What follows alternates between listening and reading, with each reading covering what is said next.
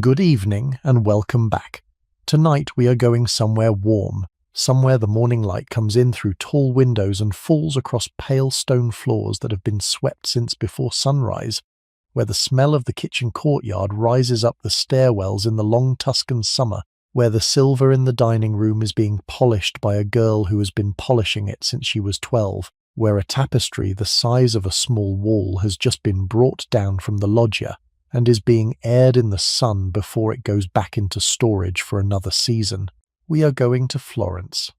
As always, I'd love to know where in the world are you listening from, and what time is it for you. And if you enjoy these cozy journeys through history, consider subscribing so you don't miss the next one. Whether you're here to drift into sleep or to follow the currents of history, I'm glad you're with me. We are going to one particular building in Florence. We are going to the building that for almost 300 years was the most photographed, the most painted, the most discussed, and the most quietly powerful private house in all of Italy. Understand? But adaptable to a night and the gold. We are going to the Palazzo Medici. We are going to the family who built it. And we are going to spend tonight, the long, slow tonight that this story requires, walking through the rooms and the gardens and the lives of the wealthiest family in Renaissance Florence, the family whose name became, in its own century, a synonym for money and culture and patronage, the family that produced 2 popes and 2 queens of France, and a long line of Grand Dukes, the family that put Botticelli at the dinner table and Michelangelo in the spare bedroom, and Donatello in the courtyard, and that walked every morning of every year for 200 years past works of art that the modern world now visits on guided tours and considers itself fortunate to have seen. Before we go anywhere, I want you to hold a particular image in your mind, because we are going to come back to it. A morning in the Palazzo Medici. The year is 1469. It is not yet 6 o'clock. The summer light is just beginning to come up over the bell tower of San Lorenzo, 3 streets away, where the family chapel holds the bones of the older generation, and where the sound of the matin bells is, in a few minutes, going to start the day for half the city. In the kitchen courtyard at the back of the palazzo, a woman in her 30s, in a plain wool dress with the sleeves pushed back to the elbow, is laying the morning fire under the great brick range that runs along one wall of the kitchen. Her name is Lucrezia. She is not the Lucrezia of the family.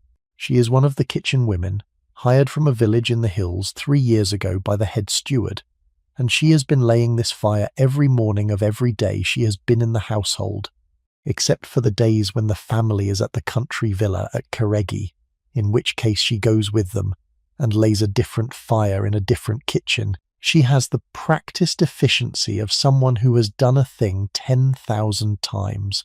She lays the kindling. She strikes the flint. She blows gently on the small flame that catches. She feeds the larger sticks in. She hangs the great copper kettle on the chain above it.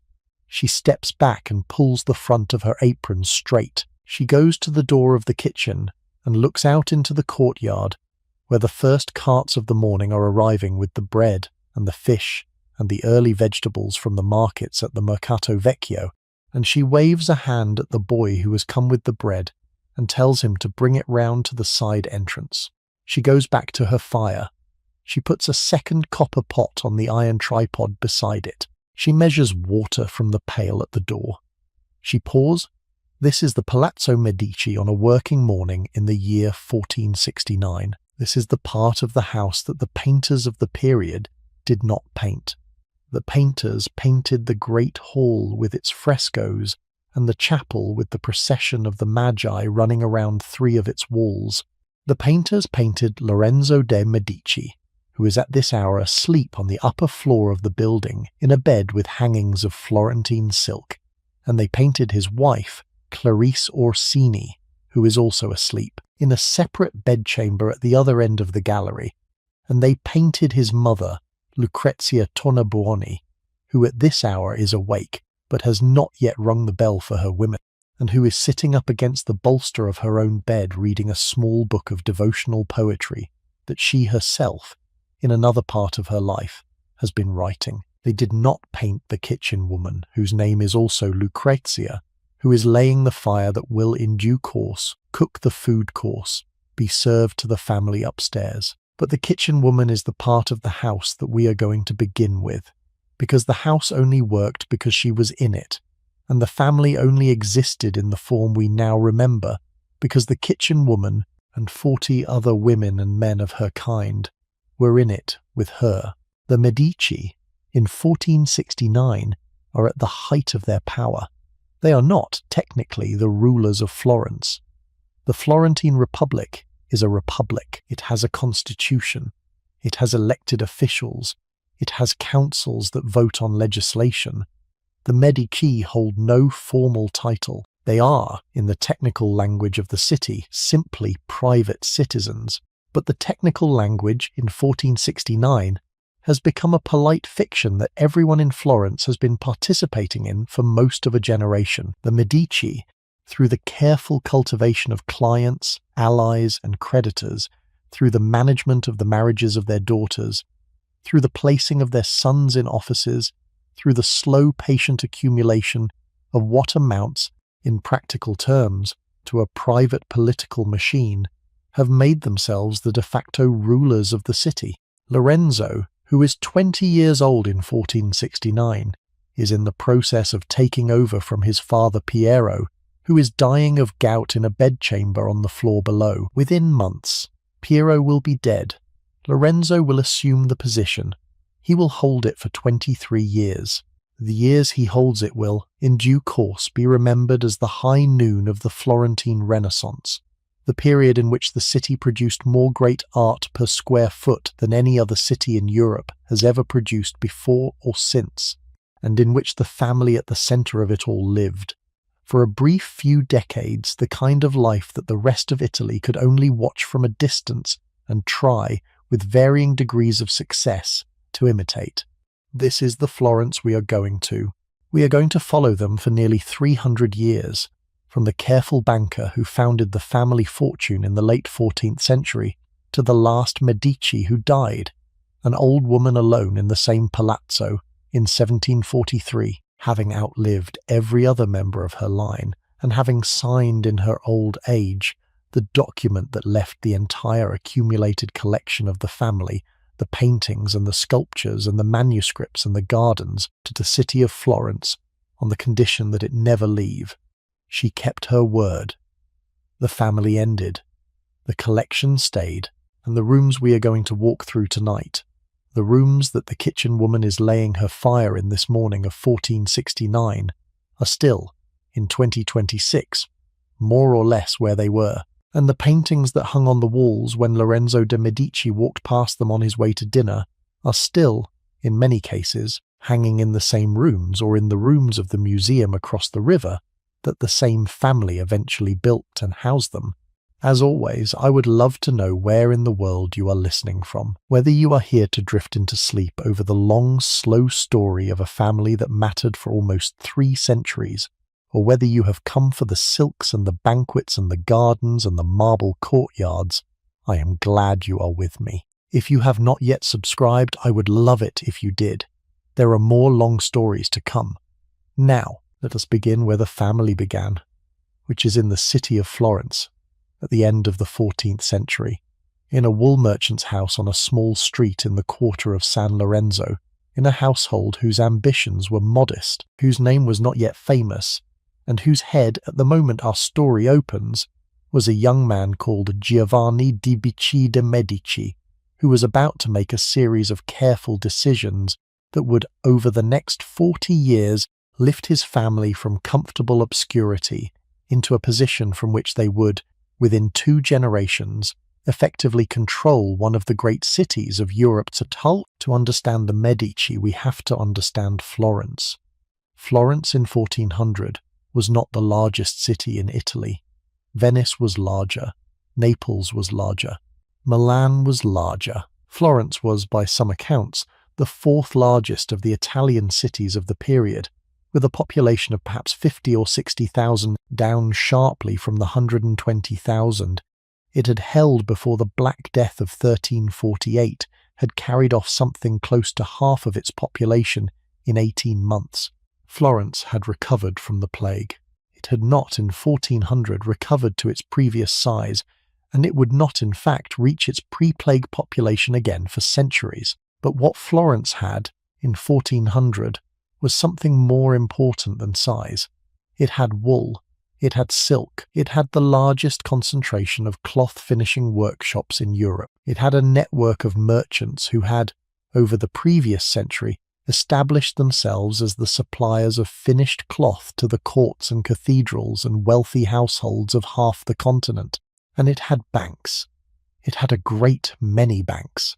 The bankers of Florence had by 1400 made themselves the principal financial intermediaries of the Western Mediterranean, the men through whom the kings of France and England, and the popes of Avignon and Rome, and the merchants of Bruges and London and Lyon and Geneva conducted their business. The wool was the foundation, the cloth was the wealth, the banking was the consequence. And the city that had been built on these three things had become, by the early 15th century, one of the most genuinely interesting urban communities in Europe. The city was a republic. This is the part that the casual modern observer can miss, because the modern observer has heard so much about the Medici and the popes and the dukes and the courts that the underlying political form sometimes drops out of the picture. Florence in 1400 had been a republic for 2 centuries.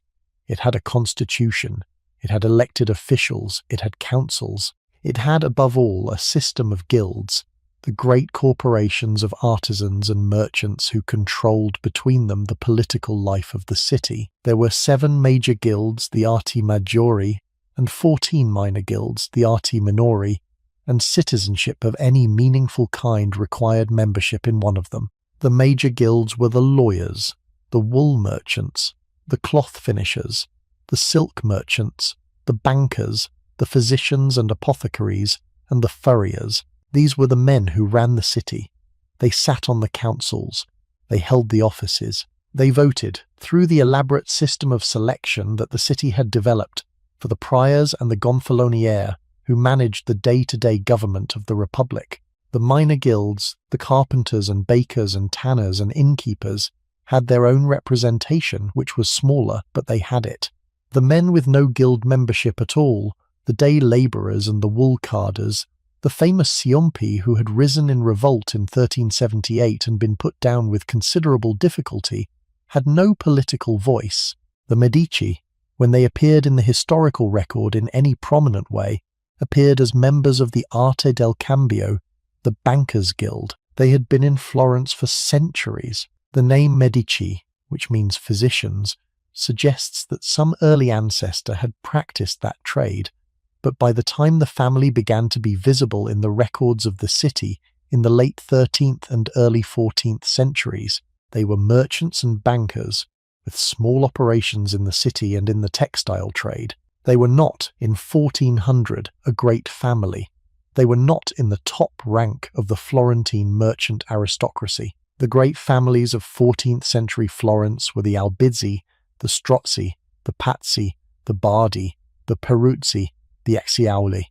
These were the names that mattered. The Medici were one tier below. They had money, they had standing, they had a small bank. They were respectable. They were not, however, anyone whom the leading families of the city would have considered competition. This was the city Giovanni di Bicci d'Embecci was born into in 1360. He was the second son of a father who had died of plague when Giovanni was 3. He had grown up in modest circumstances. He had been apprenticed to a distant cousin who ran a small bank.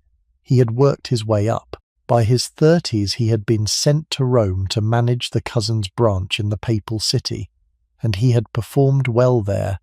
And in 1397, at the age of 37, he had set up his own bank with himself as senior partner and a small group of relatives and associates as junior partners, with branches in Florence and Rome and a careful conservative approach to the business that, over the next 4 decades, would make him one of the wealthiest men in Italy. Giovanni di Bicci is the founder of the Medici family fortune. in the sense that everything that came after him was built on the financial structure he established. He was, by all accounts, a careful man. He was prudent. He was not flashy. He dressed simply. He lived in a modest house. He gave alms to the poor without making a public display of it. He attended mass regularly. He served on the city's councils when his guild rotated him into them, but he did not seek high office, and on the occasions when he was elected to one, he served the term and stepped down without trying to extend his influence.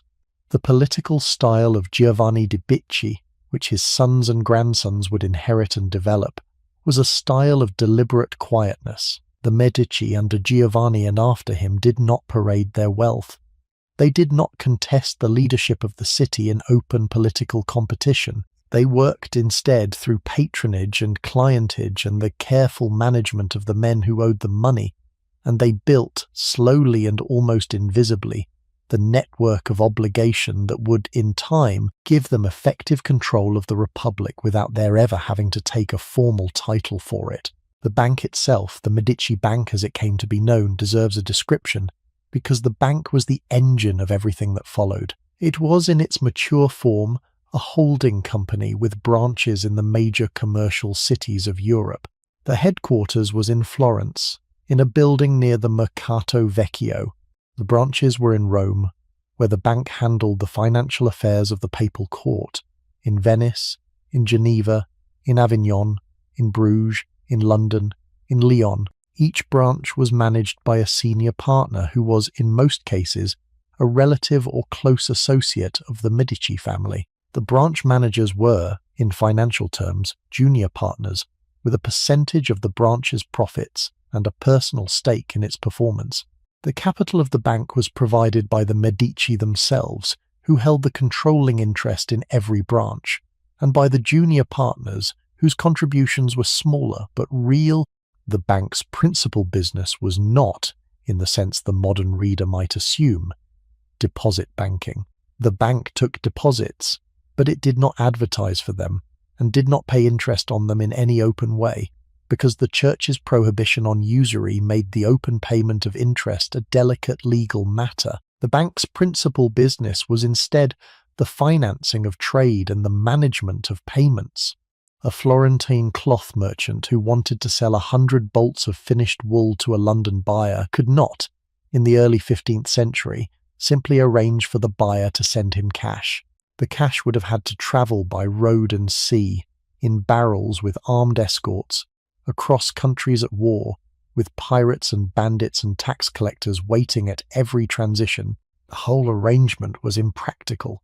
What the merchant did instead was to take his 100 bolts of wool to Bruges, sell them there to a buyer who would then ship them on to London or wherever, and accept payment in the form of a letter of exchange drawn on a Florentine bank. The letter of exchange, when the merchant returned to Florence, would be presented at the bank, which would pay him in Florentine florins, having first deducted a small percentage as a commission. The bank, meanwhile, would settle the account with its branch in Bruges, by means of the next letter of exchange that flowed in the opposite direction. The whole system of European commerce by the 15th century ran on letters of exchange, and the great Italian banks, of which the Medici were the largest, were the engines that made the letters of exchange work. The bank also handled, with particular care, the financial affairs of the papacy. The papacy was, in the early 15th century, the single largest source of revenue in Christendom. The income from the various ecclesiastical fees, taxes, and benefices that flowed to Rome from every diocese of Europe was a sum so large that no other institution of the period came close to it. The popes who had returned to Rome from Avignon at the end of the 14th century needed bankers to manage this revenue, to receive it from the various places it came from, to disperse it for the various purposes it had to be dispersed for, to lend the popes money against future revenue when current revenue was inadequate, and to do all of this with the discretion that the papal court required. The Medici Bank, under Giovanni de' Medici, won the contract to handle the papal account in 1410, after a careful campaign of cultivation that had taken Giovanni nearly a decade to mount. From that point on, until the bank's eventual decline in the late 15th century, the Medici were the principal bankers of the popes. The arrangement was extraordinarily profitable. It was also, in due course, extraordinarily useful, because the Medici bank's relationship with the papacy gave the family a connection to Rome that ran beneath the surface of every political and ecclesiastical event of the next 100 years. Giovanni de' Bicci managed the bank and managed the family's other interests, and lived his quiet life in his modest house for 40 years. He had 2 sons, Cosimo and Lorenzo, born in the 1390s, both of whom he trained in the family business. He saw the bank prosper. He saw his sons grow into competent managers in their own right. He kept his head down, politically, even as the wealth of the family grew, and he died in 1429, at the age of 69, of natural causes, in his bed, with his family around him. The funeral was a quiet affair. Giovanni had specified in his will that he wanted no elaborate ceremony, no excessive displays of mourning, no expensive monument. He was buried in the family chapel at San Lorenzo in a simple tomb. His estate, according to the tax declaration his sons made the year after his death, was substantial but not by the standards of the great Florentine families. Extraordinary, he left his sons a thriving bank, a network of commercial and political connections, a position of solid respectability in the city, and a set of habits, careful, quiet, patient, that would in due course be of more value to them than any fortune. The sons inherited the habits as much as the money. The habits, in some respects, were the inheritance, and what the sons did with both over the next 30 years would transform the family from one of the comfortable mercantile dynasties of 15th century Florence into the dominant private power in the city, and in due course in much of Italy. The elder son Cosimo was 39 years old when his father died. He was tall by the standards of the period, with a long thin face that the surviving portraits show in profile, with the high forehead and a slight stoop and the careful, guarded expression of a man who has spent his entire adult life listening more than he speaks. He had been trained, like his father, as a banker. He had served in the family's branches in various Italian cities. He had been to Constantinople, to Geneva, to Bruges. He had developed, in the course of his apprenticeships, a network of personal acquaintances across the commercial cities of Europe that was, by the time he came into his inheritance, perhaps the widest such network of any private citizen of his generation. He spoke Latin. He read Greek, which he had studied with a tutor as a hobby. He had a particular interest in classical literature, which he collected in manuscript form whenever his agents abroad came across copies they could acquire. He was, in his quiet way, one of the most cultured men in Florence. He was also, in his even quieter way, one of the most politically ambitious. The political ambitions of Cosimo de' Medici were not the political ambitions of, say, a Renaissance prince in the more dramatic mode. He did not want to wear a crown. He did not want to lead armies. He did not want to make speeches in the public square. What he wanted, as far as the historical record allows us to reconstruct it, was a particular kind of quiet primacy. He wanted to be the man whose advice the city's leaders sought before making decisions. He wanted to be the man whose money the city's officials borrowed when they needed to borrow money. He wanted to be the man whose clients filled the offices that the Constitution distributed by lot. He wanted, in short, to be the centre of the network. The formal positions could go to other men. The substance would, by the careful management of patronage and credit, end up in his hands. This was a particular kind of political project, and it was not, in 1429, a project that everyone in Florence approved of. The Albizzi family, which had been the dominant family in the city for the previous generation, watched the Medici with growing concern. The head of the Albizzi, Rinaldo degli Albizzi, was an older man of conservative temperament who had inherited his own family's leadership, and who saw correctly that Cosimo's quiet style of operation was, in the long term, a more serious threat to his family's position than any open political challenge would have been. Open challenges could be defeated in the councils. Quiet networks of obligation, accumulating year by year through the management of the bank and the placement of clients in office, were harder to defeat because they were harder to see. Rinaldo degli Albizzi decided, in 1433, that the Medici had to be dealt with. He arranged through the manipulation of the city's selection procedures for a council favourable to himself to be in office, and that council, on the 7th of September 1433, summoned Cosimo de' Medici to the Palazzo della Signoria for a meeting. Cosimo, who had been warned that something was coming, went anyway because to refuse the summons would have given his enemies the pretext for direct action. He was arrested at the meeting, taken to a small cell in the tower of the palace, and held there for 4 weeks while the council deliberated on what to do with him. The deliberations were, by all accounts, intense. The Albizzi faction wanted Cosimo executed. The more cautious members of the council, who were aware of the bank's wide network of foreign creditors, and who did not want to provoke the kind of international financial response that the killing of one of Europe's principal bankers would produce, argued for exile instead. The more cautious view prevailed. Cosimo was sentenced, on the 3rd of October 1433, to 10 years of exile from Florence. He was to be confined to the territory of the Republic of Venice. His brother Lorenzo and various of his cousins were sentenced to lesser exiles in Padua and other cities of the north. The Medici Bank, although technically allowed to continue operating, was understood to be under a cloud, and it was assumed by everyone in the city that the family's political career, such as it had been, was over.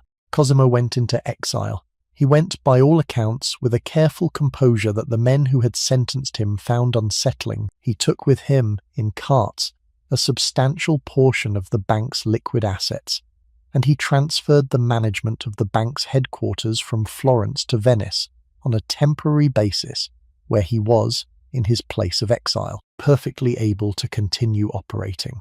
He was received in Venice as a distinguished guest. The Venetian government, which had its own quiet interest in seeing Florence weakened by the loss of one of its leading commercial citizens, offered him every courtesy. He took a house. He set up his exile court. He continued to do business. He waited.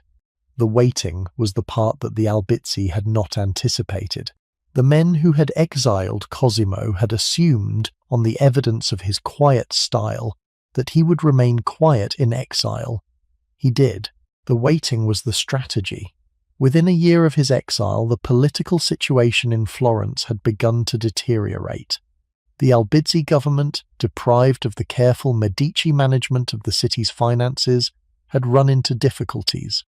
A war with the neighbouring city of Lucca, which the Albizzi had begun in the expectation of a quick victory, had turned into a long, expensive failure. The bank loans the city had taken out to finance the war had come due. The city's tax revenues had fallen. The councils, which had been packed with Albizzi supporters in 1433, had, by 1434, begun to rotate other men into office, and some of those other men were Medici clients who had been quietly waiting their turn. By the autumn of 1434, the Albizzi position had collapsed. A new council, elected in September of that year, voted to recall Cosimo from exile. He returned to Florence on the 6th of October 1434, almost exactly a year after he had left. He was met at the gates of the city by a procession of his clients and supporters. He went directly to the Palazzo della Signoria, where the new council was waiting to receive him. The Albizzi had by this point fled the city. Rinaldo degli Albizzi went into the exile that he had imposed a year earlier on Cosimo. He never returned to Florence. He died in exile in Ancona 10 years later, in the comfortable but politically irrelevant circumstances that his particular form of failure had earned him. Cosimo, restored to the city, did not take any formal title. He did not become gonfalonier. He returned to his bank. He returned to his house. The only difference, after his return, was that there was no longer anyone in the city in a position to challenge him. The Albizzi were gone. The other great families had either been allied with the Albizzi and were now politically discredited, or had been allied with the Medici and were now in his debt. The city, without anyone in it having to vote on the matter formally, had become, in effect, the Medici's city. The transformation had been managed without a single battle, without a single execution, without a single change in the formal constitution. It had been managed by exile and return, by the patient management of the bank, by the slow accumulation of the network of obligation that Giovanni de' Bicci had begun and that Cosimo had inherited. And it had been managed in such a way that, when the dust settled, the Medici were the dominant family in Florence, and the Florentine Republic was still technically a republic, and nobody in the city, including the Medici themselves, was in any great hurry to change the technical situation, because the technical situation had served the family extremely well. This was the foundation. Everything else, the palazzo, the artists, the popes, the queens, the dukes, the long centuries of cultural patronage, the eventual quiet ending in 1743, all of it was built on the foundation that Cosimo de' Medici laid in the autumn of 1434, when he came back to Florence from his year in Venice and resumed, without ceremony, the careful work that his father had begun and that he himself had been training all his adult life to continue. The palazzo we have been walking through tonight, the building where the kitchen woman is laying her morning fire in 1469, was Cosimo's idea. He commissioned it. He paid for it. He moved into it. And in the building of it, he set the model for what a Florentine private palace of the High Renaissance was going to look like for the next century. The site he chose was on the Via Larga, which is the street that now bears his family name, the Via Cavour having been renamed in the 19th century from the Via Larga that the Medici had built it on. The site was 3 streets east of the great cathedral of Santa Maria del Fiore, with its dome by Brunelleschi that was still, when Cosimo bought the land in the 1440s, in the final stages of being completed. The site was 3 streets north of the church of San Lorenzo, the family's parish church, which Cosimo was simultaneously rebuilding at his own expense, and where the family chapel and the family tombs were being installed in their final form. The location was deliberate.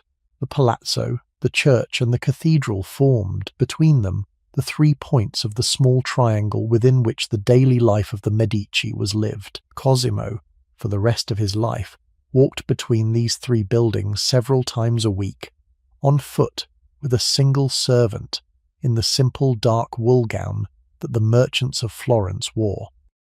The walk took perhaps 10 minutes from one end to the other. The walk was in the deepest practical sense, the geography of the family. The palazzo itself was designed, after some negotiation, by Michelozzo di Bartolomeo, a careful and underrated architect of the period whose work for the Medici over 4 decades produced not only the Palazzo Medici, but also the rebuilt monastery of San Marco, the family villa at Cafaggiolo, the rebuilt church of Santissima Annunziata, and various smaller works around the city. Michelozzo was a friend of Cosimo's from younger days. He was trusted. He understood what the family wanted, which was a building that would be unmistakably grand without being, in the technical language of the period, presumptuous. The original design by Brunelleschi had been rejected by Cosimo as too elaborate. The Brunelleschi design, which survives in description, would have been one of the most spectacular private buildings in Italy. Cosimo turned it down. Brunelleschi, by tradition, smashed the model in fury and never spoke to Cosimo again. The Michelozzo design, which Cosimo accepted, was more restrained. It was still, in 1444 when construction began, the largest private house in Florence by a clear margin, but it was restrained.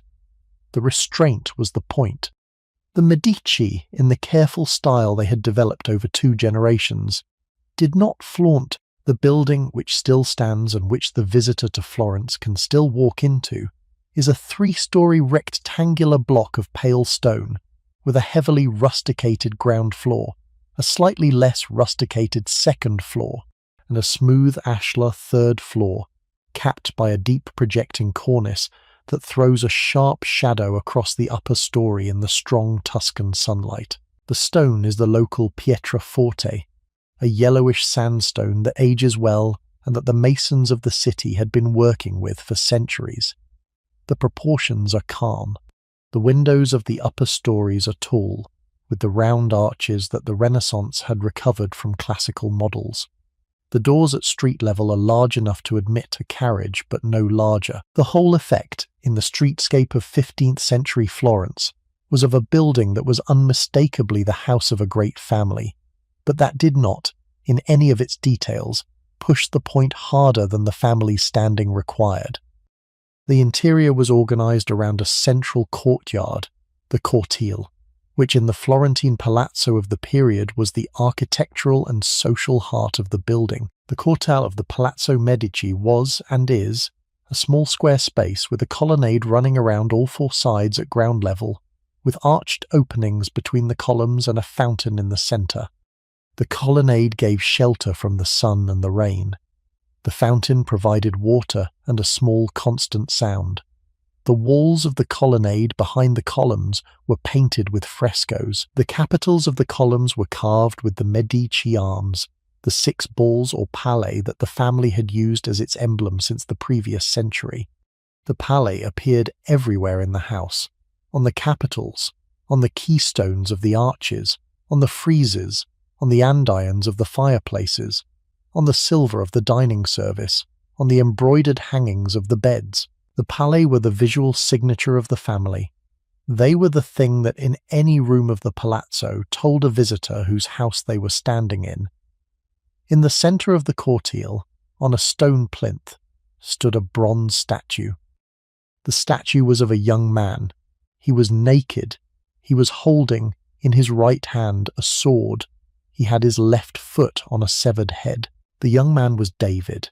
The head was Goliath. The statue was by Donatello, and it was the first life-size, freestanding, naked male bronze of any kind that had been cast since Roman antiquity, and it stood in the courtyard of the Medici Palace because Cosimo de' Medici had commissioned it, paid for it, and placed it there, where every visitor to the house, from a passing creditor to a visiting cardinal, would walk past it on the way in, and would understand, without anyone having to explain, that the family that owned the house owned also the most advanced sculpture in the modern world. The Donatello David is now in the Bargello Museum, where the visitor can still see it, and where the impact of standing in front of it is still, 6 centuries later, considerable. In 1469, when our mourning is taking place, it stood in the courtyard of the palazzo, and the kitchen woman whose fire we left lit a few pages ago walked past it every morning on her way from the kitchen courtyard to the wells in the main courtyard to fetch additional water. She did not on the whole stop and look at it. She had walked past it by 1469, perhaps 1,000 times. The David was not, for her, an art object. The David was the statue in the courtyard. The statue had been there since before she had come to work in the house, and it would be there after she had left. And the relationship she had with it was the easy, unself-conscious relationship of a person who lives, daily, in proximity to objects that the rest of the world considers extraordinary and that she considers part of the furniture. This was, in some respects, the secret of the Medici life. The Medici lived among art, the way other people live among kitchen utensils. The art was there, the art was used. The painters who painted the Medici were paid by the same household budget that paid the kitchen women and the grooms and the laundresses. The artists were, in some cases, friends of the family. They were, in other cases, employees. They were, in all cases, treated as part of the working life of the house, with the easy familiarity that the household reserved for the people it knew well. Donatello, who had cast the David, was a regular dinner guest at the Palazzo for 40 years. Botticelli, who would in the next generation paint the birth of Venus and the Primavera for Lorenzo's cousin's villa, was the son of a tanner who lived 2 streets away and who had grown up running errands in the same neighborhood. Michelangelo, who would be discovered as a teenager and brought into the household, would sleep in a small bedchamber on the 2nd floor and would eat at the same table as Lorenzo and his sons, and would later say, in old age, that the years he had spent in the Medici household had been the formative years of his life. The art was made by people. The people were, in the Medici house, neighbours. Let us walk, briefly, through the main rooms of the palazzo, because the arrangement of the rooms tells us something about how the daily life of the family worked. On the ground floor around the courtyard were the offices of the bank's Florentine headquarters, which had moved into the new building shortly after its completion. The room where Cosimo received clients and creditors was a large vaulted chamber on the south side, with 3 tall windows opening onto the Via Larga and a heavy wooden table in the centre, at which the senior partners of the bank conducted their business. Behind it, smaller rooms held the clerks and the strong boxes and the ledgers in which the bank's accounts were kept. The ground floor was the working part of the house. It was open during business hours to anyone who had legitimate business with the bank. The men who came in were merchants, lawyers, agents from foreign branches, ambassadors of foreign governments who needed to negotiate loans, the occasional cardinal in town from Rome, and the steady stream of small Florentine clients who had small Florentine accounts with the bank and who needed to deposit or withdraw modest sums. The activity at the ground floor was the activity of a working financial institution, and it gave the lower part of the building a particular character that the upper floors did not share. The 1st floor was the family's principal living quarters. A great staircase led up from the cortile to a long gallery, which ran the length of the building on the courtyard side. From the gallery, doors opened onto the major rooms. There was the great hall, the salon, which was used for formal dining when the family received guests in numbers, and which was hung with tapestries from the family's collection and lit in the evenings by chandeliers of Venetian glass.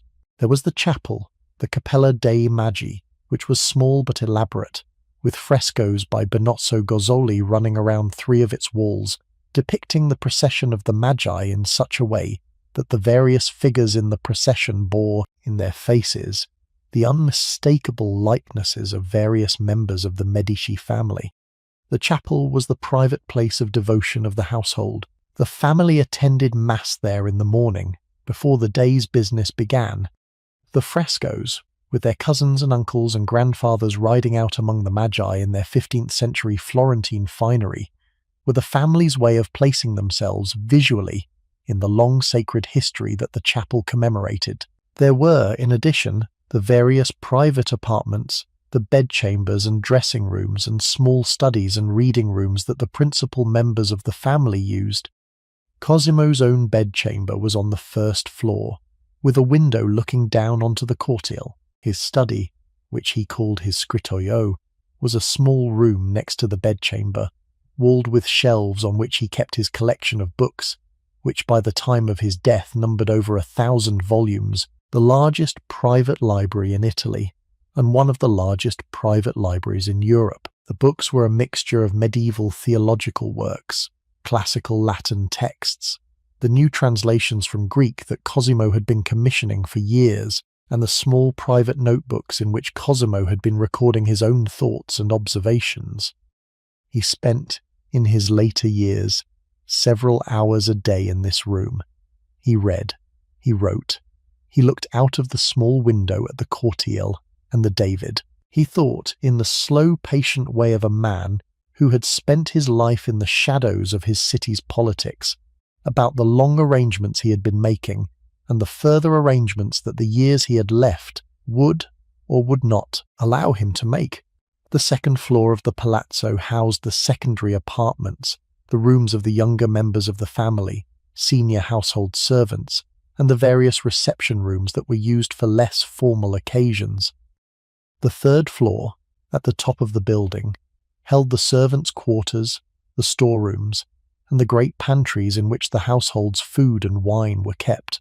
The whole vertical organization of the building, the bank at the bottom, The family in the middle, the servants and the stores at the top, was a model of the Florentine palazzo of the period, and the model would be repeated, with variations, in dozens of other palazzi that the great families of the city built for themselves over the next half-century. Outside the building, on the south side, the family had laid out a garden.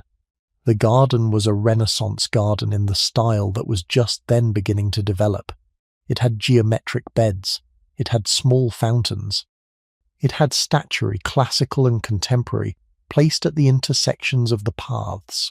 It had a small enclosed courtyard at one end, where the antique sculptures the family had been collecting from the Roman ruins were displayed in a kind of private museum. The garden was used for evening entertainments in the warm months, for small dinners in the loggia that opened off it, for the philosophical conversations that, under Cosimo's grandson Lorenzo, would become one of the famous features of the Medici household. The garden was, in some respects, the most private part of the palazzo, the part that only the family and its closest associates ever saw. This was the building. Now let us walk through a day in it. A working day in the Palazzo Medici in 1469 began, as we have already seen, before dawn, in the kitchen courtyard, where the household servants laid the morning fires and received the morning deliveries from the markets. By 6 o'clock in the summer, by 7 in the winter, the kitchen was operating at full capacity. The breakfast for the family, which was a relatively light meal in the 15th century Tuscan style, was being prepared. Bread, fresh from the bakery a street away. Fruit in season. Small portions of cheese. A thin meat broth in winter. A glass of watered wine for the men. A glass of water, sometimes flavoured with rose petals or orange flower water, for the women and children. The breakfast was served in the smaller dining room on the first floor, not in the great salon, because the great salon was reserved for guests, and breakfast was a family meal. The family came down to the breakfast in stages. Cosimo, in his last years, was an early riser, and was usually at the table by 6:30 in his plain dark gown, with a small book of prayers in his hand. His son Piero, who in 1469 was the official head of the family but who was failing rapidly from gout and would be dead before the end of the year, sometimes came down and sometimes did not, depending on the state of his hands and feet on the particular morning. Lorenzo, the grandson who would in a few months become the head of the family, was usually at the table by 7, in the lighter-coloured clothes of a young man. His brother Giuliano, 4 years younger, was usually with him. The women of the family, Lorenzo's mother Lucrezia Tornabuoni and his sister Bianca, and the various aunts and cousins who lived in the household, came down separately, often later, with their attending women. The household servants, who had eaten their own breakfast in the kitchen courtyard at 5, were on duty around the table, serving the dishes, refilling the cups, removing the plates as they were finished with. The breakfast conversation was, by all accounts, surprisingly informal. The Medici were not a household that observed great ceremony in private. The men talked about the day's business. The women talked about household matters, the planning of dinners, the management of the country properties, the placing of children in religious houses or in marriages or in apprenticeships. The conversation moved between Florentine dialect, which was the working language of the household, and Latin, which the educated members of the family used when they wanted to be precise about a particular point. The children, when they were old enough to be at the table, listened. They learned over the years by listening. The Medici education was conducted in significant part at the family table, and the children who grew up at it acquired, by the time they were 12 or 13, an unusual breadth of practical, political, and commercial knowledge. After breakfast, the men of the family went down to the bank. The bank, in the ground floor offices that we have already walked through, opened for business at 7 in the morning and remained open until midday, and then again from 2 until 6. Cosimo, in his last years, came down to the bank for an hour or two each morning, principally to receive visitors who had come specifically to speak to him rather than to one of the junior partners. Piero, when he was well enough, did the same. Lorenzo, in 1469, was being trained for the position he would soon inherit, and he spent most mornings at the bank, sitting in on meetings, reading the correspondence, asking questions, learning the business that he would, in due course, be running. The correspondence of the bank in any given week was enormous.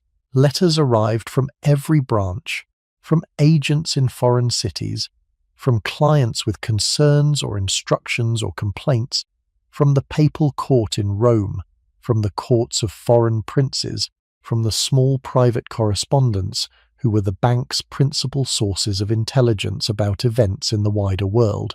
The letters were read, translated where necessary, and answered by a team of secretaries who worked under the direction of the senior partners. The letters in any given month constituted, in their accumulated form, one of the most comprehensive private intelligence networks in 15th century Europe. The Medici, through their bank, knew what was happening in the courts of France and Burgundy and Milan and Naples and the German Empire and the kingdoms of Spain, often before the official ambassadors of those courts had reported the same news to their own governments. The information was the bank's business. It was also, in the wider sense, the family's political capital. The Medici knew things, and the knowing was the foundation of the influence they exercised in their city and beyond it. The midday meal, the dinner in the Florentine sense of the period, was the principal meal of the day. It was served in the great salon when there were guests, and in the smaller dining room when there were not. It began at midday or shortly after, and it lasted, in its full form, perhaps 2 hours. The food, which we are going to come to in more detail in a moment, was elaborate by modern standards, but restrained by the standards of 15th century princely courts. The Medici, in their style of eating as dressing, did not flaunt. The dishes were good. The dishes were various. The dishes were served on plates of silver and on the painted Maya liquor that the family had been collecting for years. The wine was Tuscan, from the family's own vineyards in the Chianti Hills, and from the vineyards of friends and associates around the city. The conversation, especially when guests were present, ranged across the day's news, the latest dispatches from the bank, the small political crises of the moment, the literary and artistic projects that the family was sponsoring at any given time. The dinner was where the Medici did, in significant part, their cultural patronage. The artists, the writers, the philosophers, the visiting scholars from Constantinople or Rome or Paris were brought to the dinner. They sat at the table. They talked. The family, in the easy, familiar manner that was its style, listened and asked questions and contributed and absorbed. After dinner, the family rested. The siesta, the long, warm afternoon of the Italian summer, was observed in the Medici household as it was observed in every other household of the Mediterranean world. The men retired to their studies or their bedchambers. The women retired to their apartments. The children, who had attended the dinner from a certain age onward, were taken away by their nurses or their tutors. The servants cleared the dining room and went, in their turn, to whatever afternoon rest the household schedule permitted them. The palazzo between 2 and 4 in the afternoon was a quiet building. The shutters were closed against the heat. The cortile was in shade. The David, in the centre of the cortile, stood in the silence that the afternoon imposed on the whole city. In the late afternoon the household resumed activity. The bank reopened. The men returned to their offices. The women, in the cooler hours of the afternoon, walked in the garden, received visits from female relatives and friends, attended to the small business of the household that they had not had time to attend to in the morning. The children went to their lessons.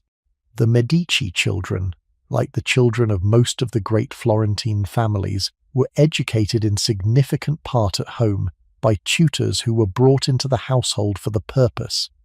The tutors taught Latin, Greek, mathematics, music, the classical literature that the Renaissance had recovered, the modern Italian poetry that the city was producing in such quantities. Lorenzo, as a child, had been tutored by Marsilio Ficino, the philosopher who would become, in his adult life, one of the great translators of Plato into Latin, and the relationship between teacher and pupil that Ficino had established with the young Lorenzo would, over the years, become one of the deepest intellectual friendships of either man's life.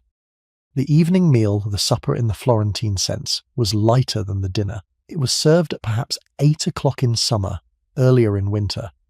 It was more informal.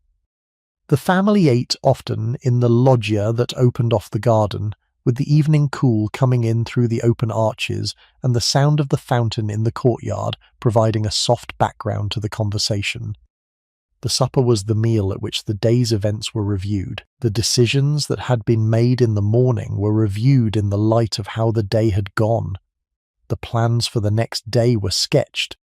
The small intimacies of family life, which the more public meals of the day did not always permit, found their way into the supper conversation. The supper, in some respects, was the most private of the family's daily occasions, and the household servants who attended it were the senior servants who had been with the family for years and who could be trusted with the more confidential parts of the conversation.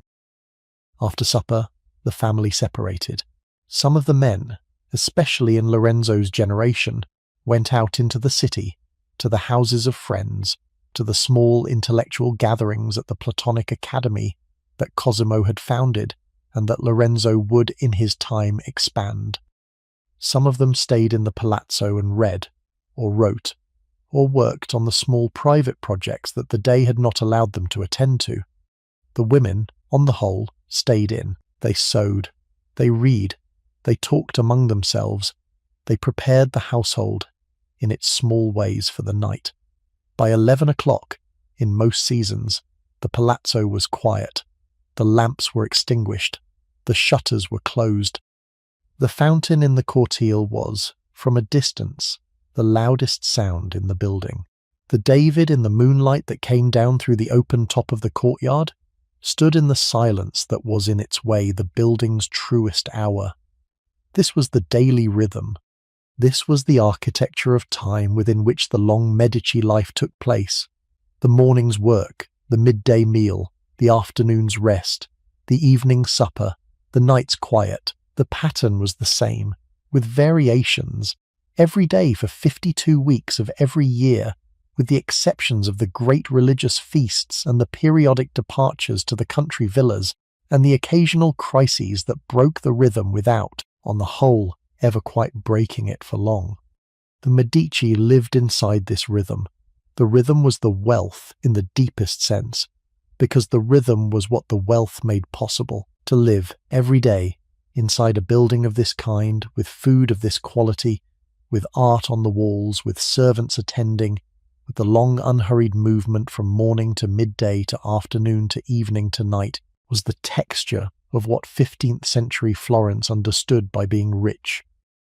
The objects, the silver, the silks, the paintings, were the small daily evidence that the rhythm had been achieved. We have to talk about the clothes, because the clothes were one of the most visible parts of the Medici life, and because the clothes have, in the modern imagination, become one of the most recognizable features of the Renaissance world. The Medici, like all the great families of 15th century Florence, dressed in the textiles that the city produced. The textiles were the city's wealth, and the wealth wore them.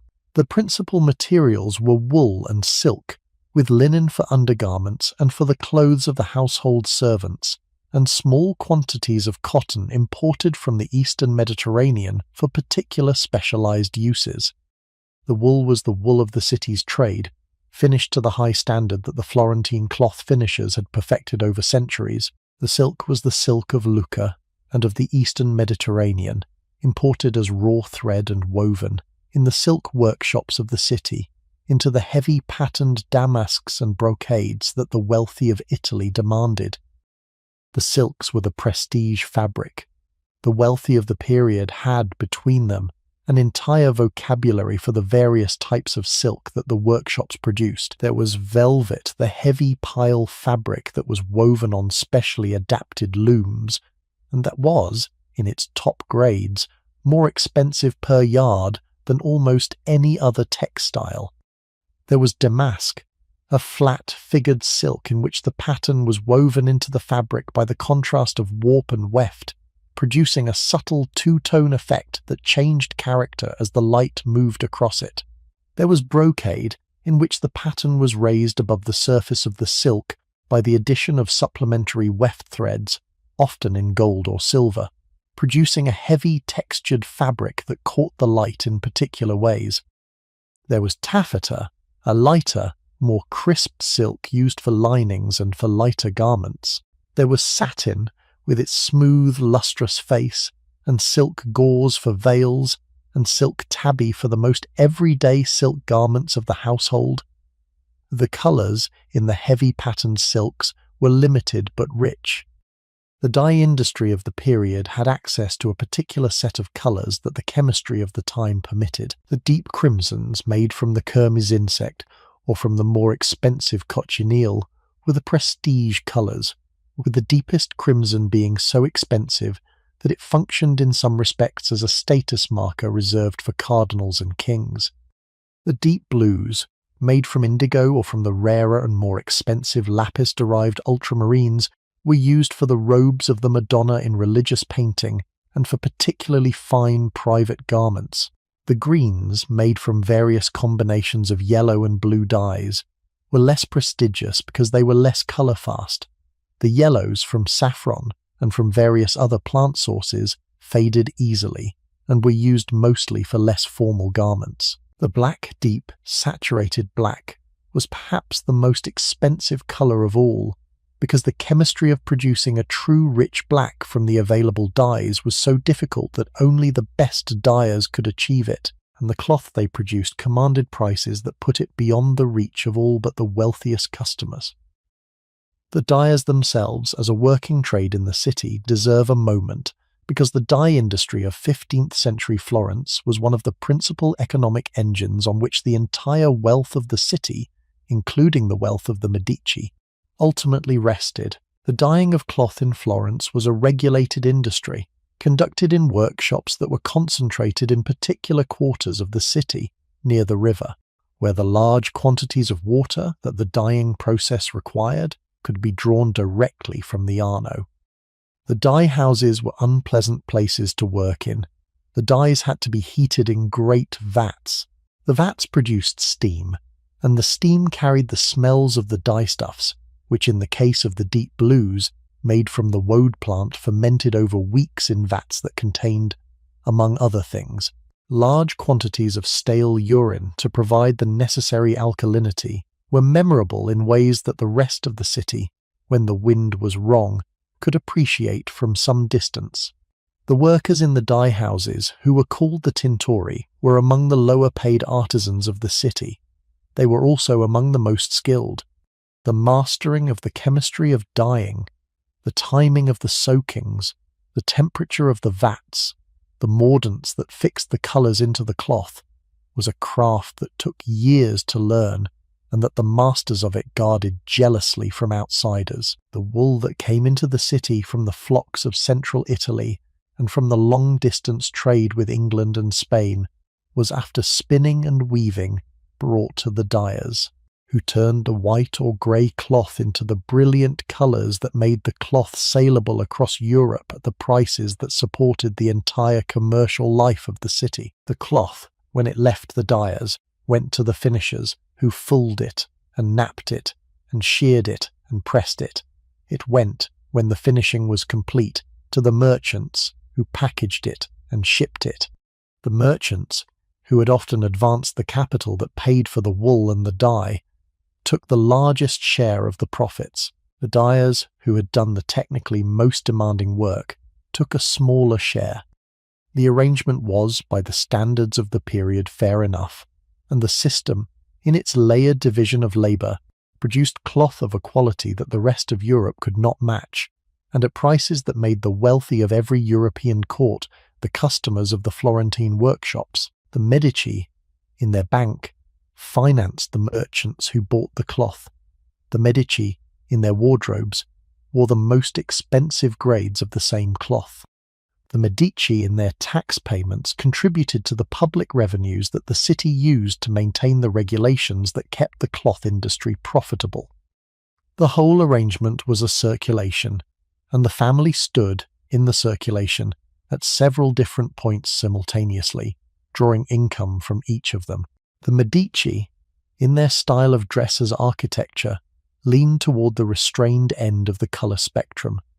The portraits of Cosimo show him almost always in a dark red gown, plain in cut, without elaborate sleeves or trim. The portraits of Piero, his son, are slightly more elaborate, with gold thread embroidery at the cuffs and collar, but still restrained by comparison with the great princes of the period. The portraits of Lorenzo, taken in his middle years, show him in similar dark gowns, with a simple hat and a chain of office only when the occasion required it. The Medici men, in their daily dress, wore the clothes of substantial Florentine merchants. They did not, on the whole, wear the more elaborate clothes that would have been available to them, and that some of their contemporaries did wear. The restraint was, again, deliberate.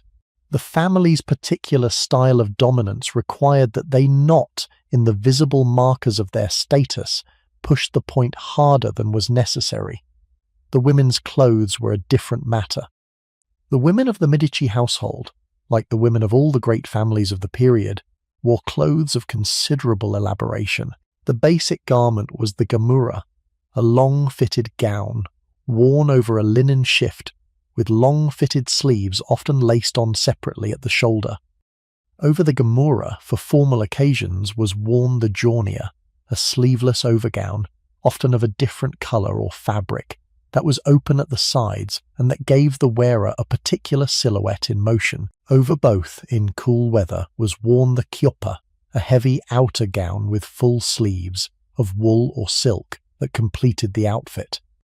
The whole arrangement, in its formal version, involved 3 or 4 different garments worn simultaneously in carefully coordinated fabrics and colours, with embroidery and trim and small jewelled ornaments at the points where the various layers met. The hair was dressed in the Florentine style of the period, in elaborate arrangements that varied by age and marital status and the particular fashion of the year.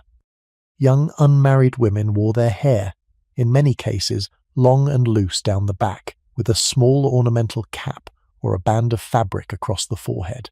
Married women dressed their hair in more elaborate styles, with the hair gathered into nets of gold or silver thread, or wrapped in turbans of patterned silk, or arranged in coils held in place by jewelled pins. The Botticelli paintings of the period, which are among the most reliable visual records of how the women of the Medici circle actually looked, show the elaborate variety of these arrangements with a precision that suggests Botticelli was painting from observation rather than convention. The jewellery was significant. The wealthy women of 15th century Florence wore considerable quantities of jewellery, in particular configurations that the period had developed for the purpose. There were the long pearl necklaces that the Botticelli portraits show. There were the large pendant brooches that were pinned to the front of the gown. There were the small finger rings, often inscribed with mottos or names, that the women wore in numbers that the modern eye finds excessive. There were the elaborate gold and enamel pendants that hung from the centre of the necklace at the breastbone. The whole arrangement, on a formal occasion, represented an investment of capital that, in some cases, could rival the value of a small house. The jewellery was in part decoration, was also in part mobile capital, the kind of value that could be carried out of a city in a hurry if a sudden change of political fortune required it. The wealthy women of the period understood this. The jewellery was prudence as well as ornament. The sumptuary laws of the city deserve a moment's attention here, because they are one of the more revealing features of 15th century Florentine social life. The city, like most Italian cities of the period, had laws restricting the kinds of clothes that various categories of people could wear. The laws were intended, in their official rationale, to prevent excessive expenditure on personal display, to discourage moral laxity, and to maintain the visible markers of social rank. The laws were also, in their actual operation, almost completely ignored. The wealthy women of the city wore what they wanted to wear, and when they were prosecuted for violations, which happened periodically, they paid the fines with the resigned attitude of people for whom the fines were a small and tolerable cost of doing business. The Medici women, like the women of all the wealthy families, were caught in this dance with the law in various ways over the years. They wore clothes that exceeded the legal limits. They were fined. They paid the fines. They wore the clothes again the next week. The whole arrangement was, in some respects, an elaborate theatre, in which the city periodically reasserted its disapproval of luxury, and the wealthy periodically reasserted their indifference to the discipline. And the fines that were levied went into the city treasury and helped to pay for, among other things, the public works that the same wealthy families were also funding through their taxes and their voluntary contributions. Now we come to the food, because the food, in any account of how the wealthy of 15th century Florence actually lived, deserves a careful description. The Medici, like the rest of the Florentine elite, ate well. They did not eat, on the whole, in the manner of the more spectacular princely courts of the period. They did not produce the elaborate set-piece banquets that the Burgundian court was famous for, with the sugar sculptures of castles and the live birds released from pies, and the courses choreographed to musical accompaniment. The Medici style of eating, like dressing and building, was restrained by the standards of the great courts. It was, however, restrained from a baseline of considerable abundance, and the meals that the family ate every day in the smaller dining room on the first floor would, in most households of 15th century Europe, have been considered the meals of a great occasion. The morning meal we have already described in passing. It was light. It was based on bread and fruit and small quantities of cheese, with watered wine for the men and infusions for the women. The midday dinner was the principal meal. It was elaborate. It was, on a typical day, in 5 or 6 courses. The first course was the antipasto, which in the 15th century Tuscan style consisted of small dishes of salted and cured meats, of pickled vegetables, of small portions of seafood when seafood was available. The salami of Tuscany, which the household made in significant quantities at the country estates and brought into the city in the autumn, were a particular speciality. The cured prosciutto, hung in the cellars of the country villas through the cold months and brought out in spring, was another. The small marinated artichokes, the salted anchovies, the pickled mushrooms, the slices of cured tongue, all appeared on the antipasto plates of a typical Medici dinner. The dishes were small. The variety was considerable. The eaters chose what they wanted. The second course, the minestra, was a soup or pasta dish. The Tuscan soups of the period were the soups that the modern Tuscan kitchen still recognizes: the ribollita with its bread and beans and cabbage, the papa al pomodoro with its bread and tomato in the seasons when tomato was available, the various brodi of meat, broth thickened with rice or with the small dumplings that the Florentine cooks made from breadcrumbs and herbs. The pasta dishes were various. The fresh pasta that the household kitchen made every morning was served with simple sauces of butter and cheese, or with the small quantities of meat ragu that the cooks prepared from the previous day's roasts, or with the chickpea-based sauces that were used during the periods of religious fasting, when meat was forbidden. The pasta of the period was not, on the whole, the dried pasta of the modern factory. It was fresh egg pasta, made by hand each morning, cut into the various shapes that the particular dish required. The third course was the principal meat course. The Medici ate, in the course of an ordinary week, a wide variety of meats. Beef, from the large white Chianina cattle that were bred in the family's country estates, was served roasted in the simple Florentine style, with salt and rosemary and the pure olive oil that the estates produced in considerable quantities. Pork from the same estates was served in various forms: roasted, braised, salted. Veal was a particular delicacy, and the small spring veals that the country properties produced were brought into the city for the Easter and the spring feast days. Game, in the seasons when game was permitted, was abundant on the Medici table. The hares and the partridges and the quails and the pigeons that the family's hunting parties produced from the estates were brought to the kitchen and prepared with the herb and wine sauces that the period favoured. The fourth course was, on most days, a vegetable course. The vegetables of the Tuscan kitchen of the 15th century were, in some respects, more limited than the modern Italian kitchen, because the principal New World vegetables, the tomato and the potato and the various peppers, had not yet arrived in Italy in any significant quantity.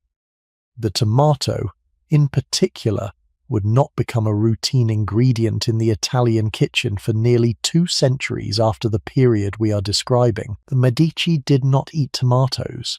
They ate, instead, the older Mediterranean vegetables, the artichokes, the fennel, the spinach, the chard, the cabbage, the various greens that the kitchen gardens produced.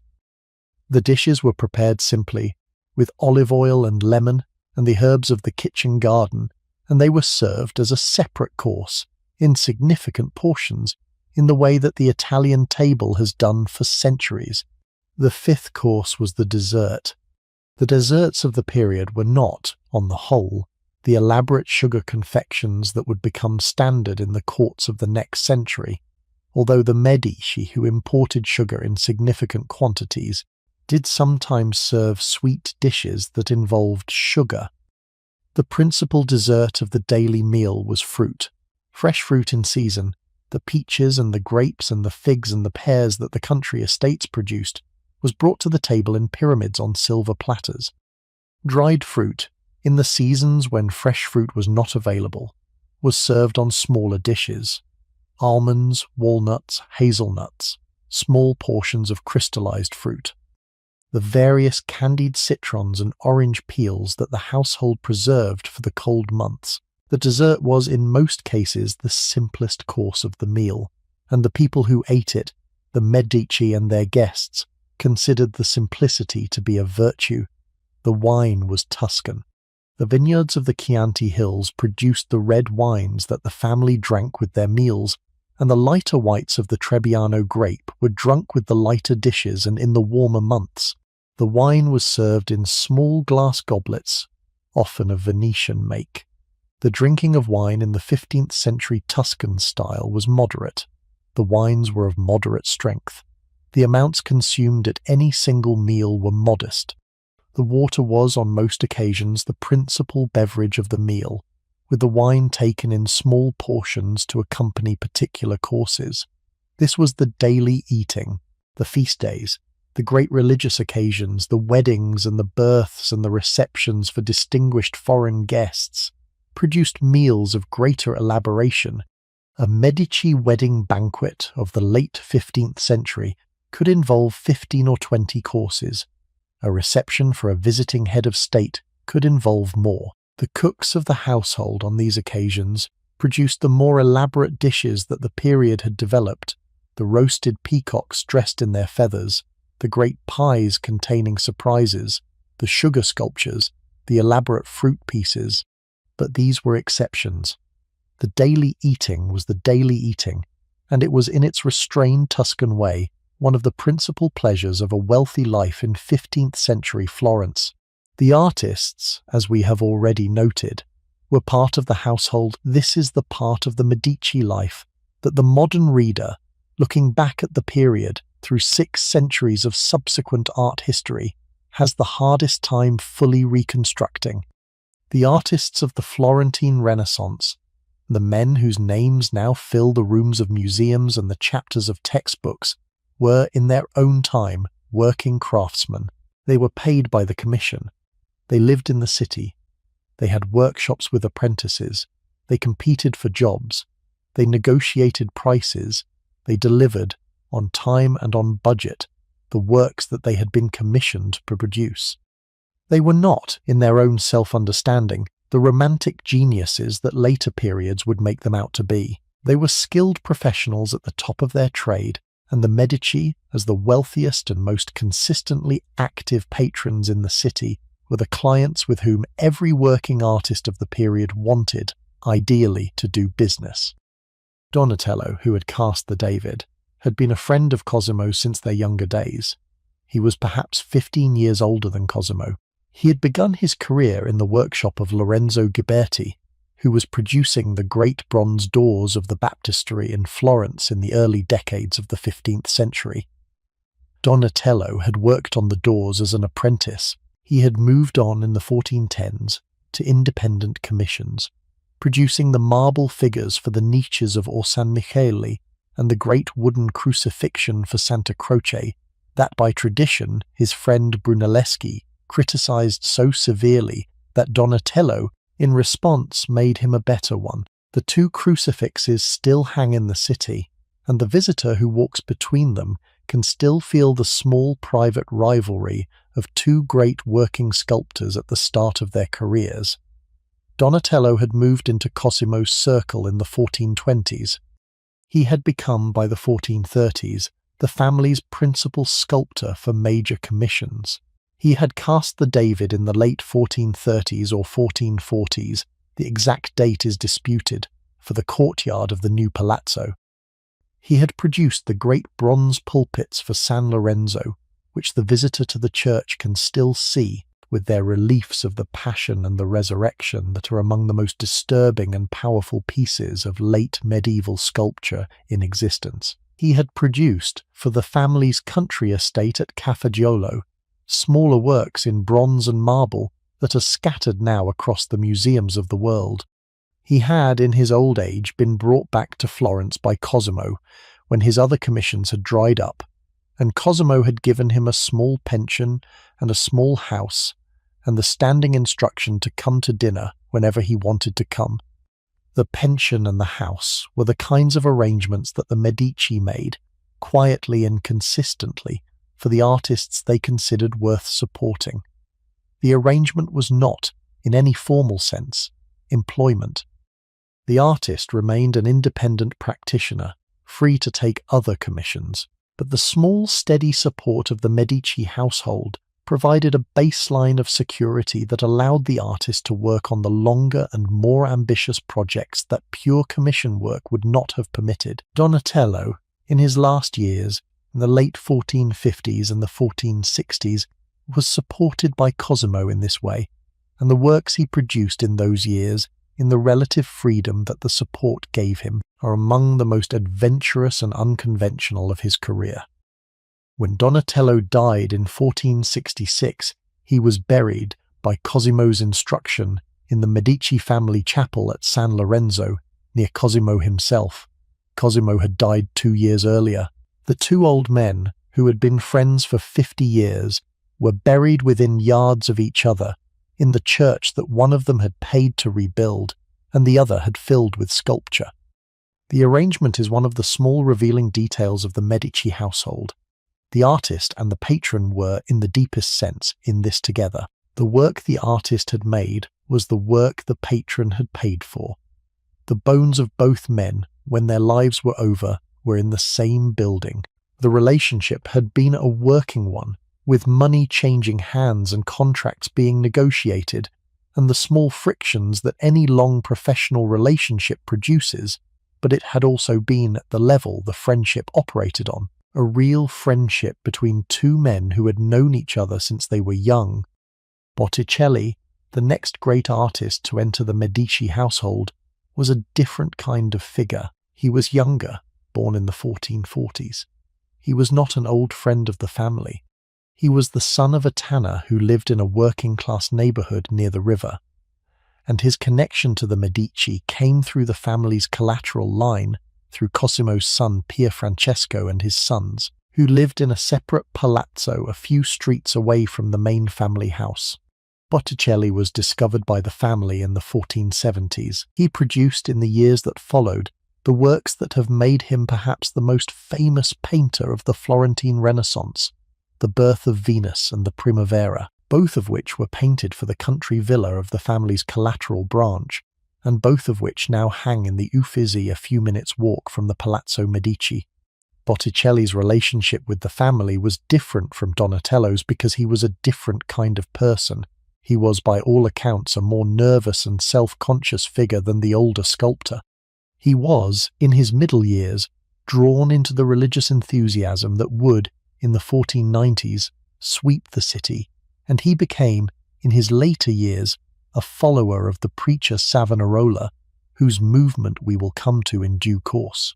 The Botticelli of the late 1490s burned by tradition, some of his own paintings on the same bonfires of the vanities that consumed so much else of the family's accumulated culture. He was a more troubled man than his colleagues, but in the years of his association with the Medici, in the 1470s and 1480s, he was the painter who, more than any other, gave visual form to the particular synthesis of classical mythology and Christian devotion that the Medici intellectual circle had been developing under the influence of the philosopher Marsilio Ficino, whom we have already met as the young Lorenzo's tutor. The Platonic Academy, which the older Cosimo had founded in his last years, and which Lorenzo expanded, was the intellectual heart of the Medici cultural project. It was not technically an academy in the institutional sense.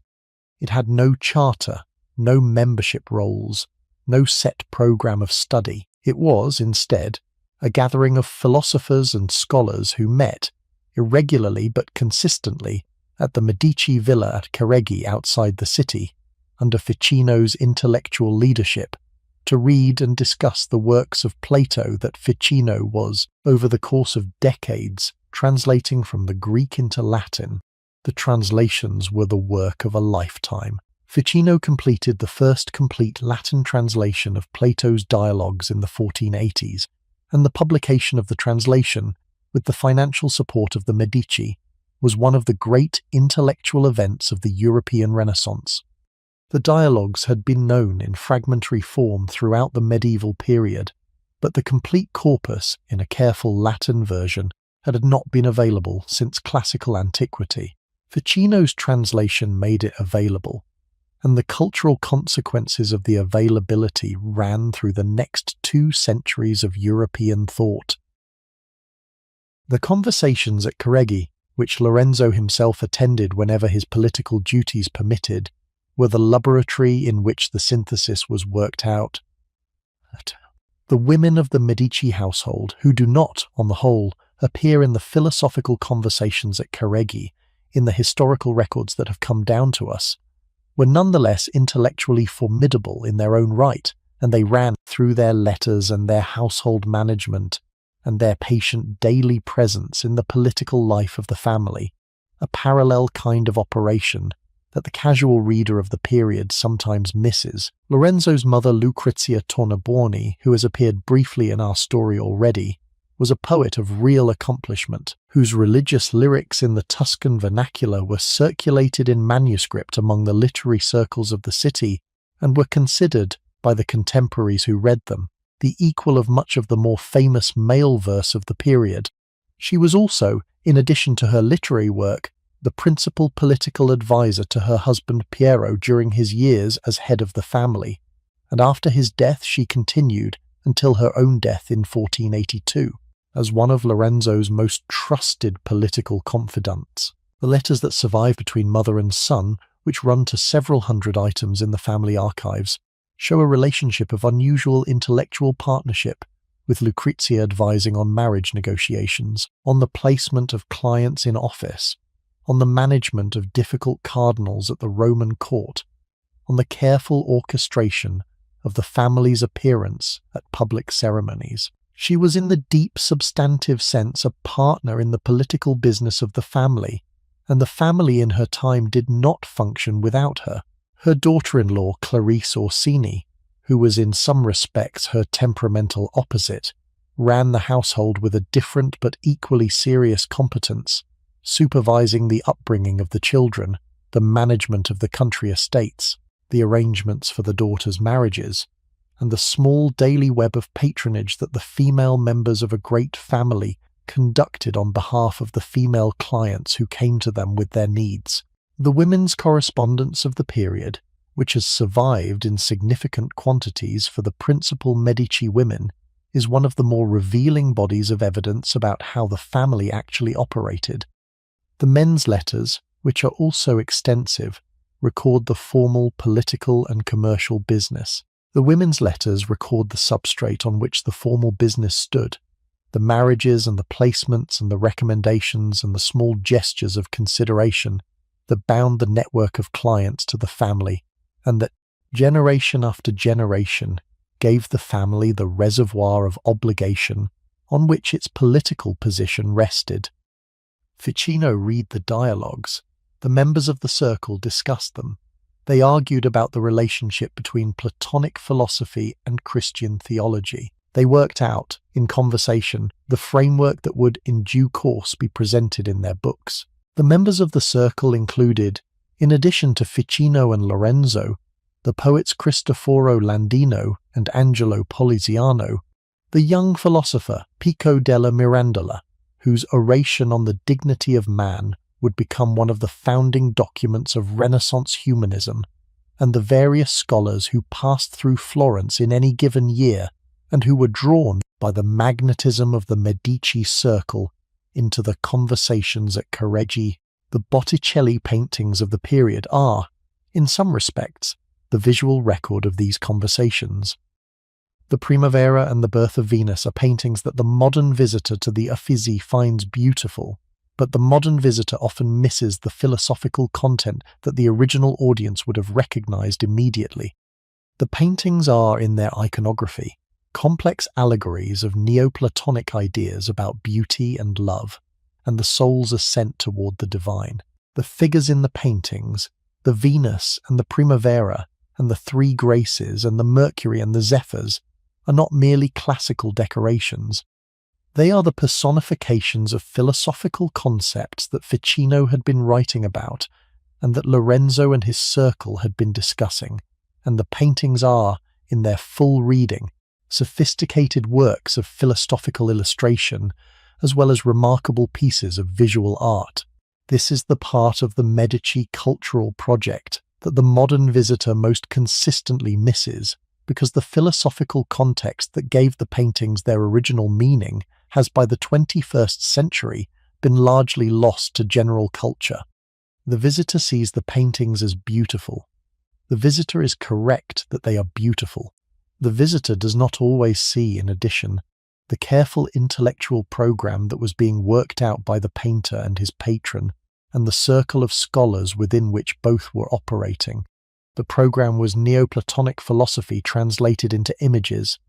The images were, in their day, as much an intellectual achievement as a visual one. The fact that the achievement now reads to the modern eye principally as visual decoration is a measure of how far the philosophical context has receded into the past, and not a measure of any reduction in the achievement itself. Michelangelo, the third great artist of the Medici household, came in as a teenager. He was born in 1475, the son of a minor official in a small town outside Florence. His family was, by Florentine standards, modestly genteel, with some claim to old descent but little money. He was apprenticed at 13 to the painter Domenico Ghirlandaio, who ran one of the largest workshops in the city. He showed almost immediately the talent that would mark the rest of his career. He came to the attention of Lorenzo de' Medici, who had in the late 1480s established a sculpture garden in the grounds of the convent of San Marco, where promising young artists could study from the antique sculptures that the Medici had been collecting. Lorenzo invited the young Michelangelo to study at the garden. He invited him, shortly afterwards, to live in the Palazzo Medici as a member of the household. The arrangement that Michelangelo had with the Medici household between 1490 and the death of Lorenzo in 1492 was an extraordinary one. He was technically a household member.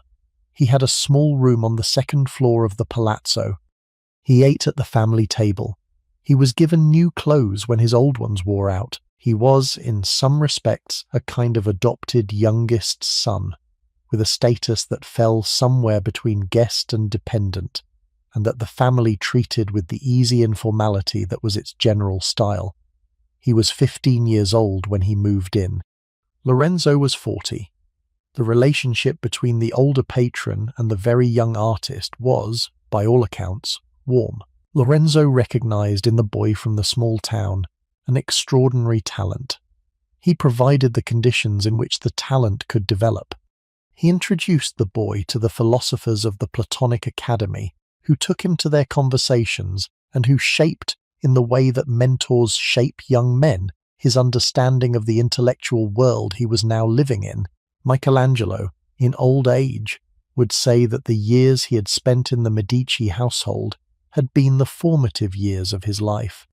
He had absorbed in those years the visual culture of the Medici collection, the antique sculptures in the garden, the modern paintings on the walls of the palazzo, the manuscripts in the library. He had absorbed, in addition, the intellectual culture of the Neoplatonic circle, the philosophical sophistication that would for the rest of his life inform his thinking about his own art.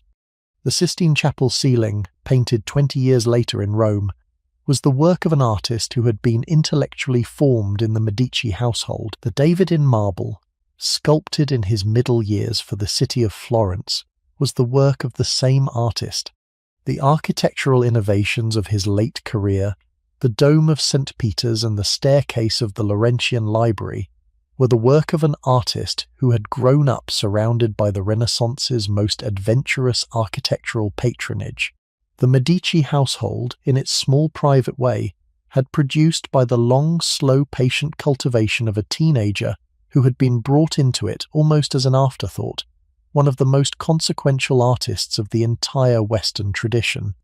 It is one of the more remarkable returns on investment in the history of cultural patronage. The villas were the countryside of the Medici life, and they deserve their own description because they were, in some respects, where the family was most fully itself. The principal villas were three. The oldest Cafaggiolo was in the Mugello Valley north of Florence, on the lands that the Medici had owned since the family had first emerged from the country into the city in the medieval period. The Cafaggiolo property had been a fortified farmhouse, a kind of small castle, in the early 15th century.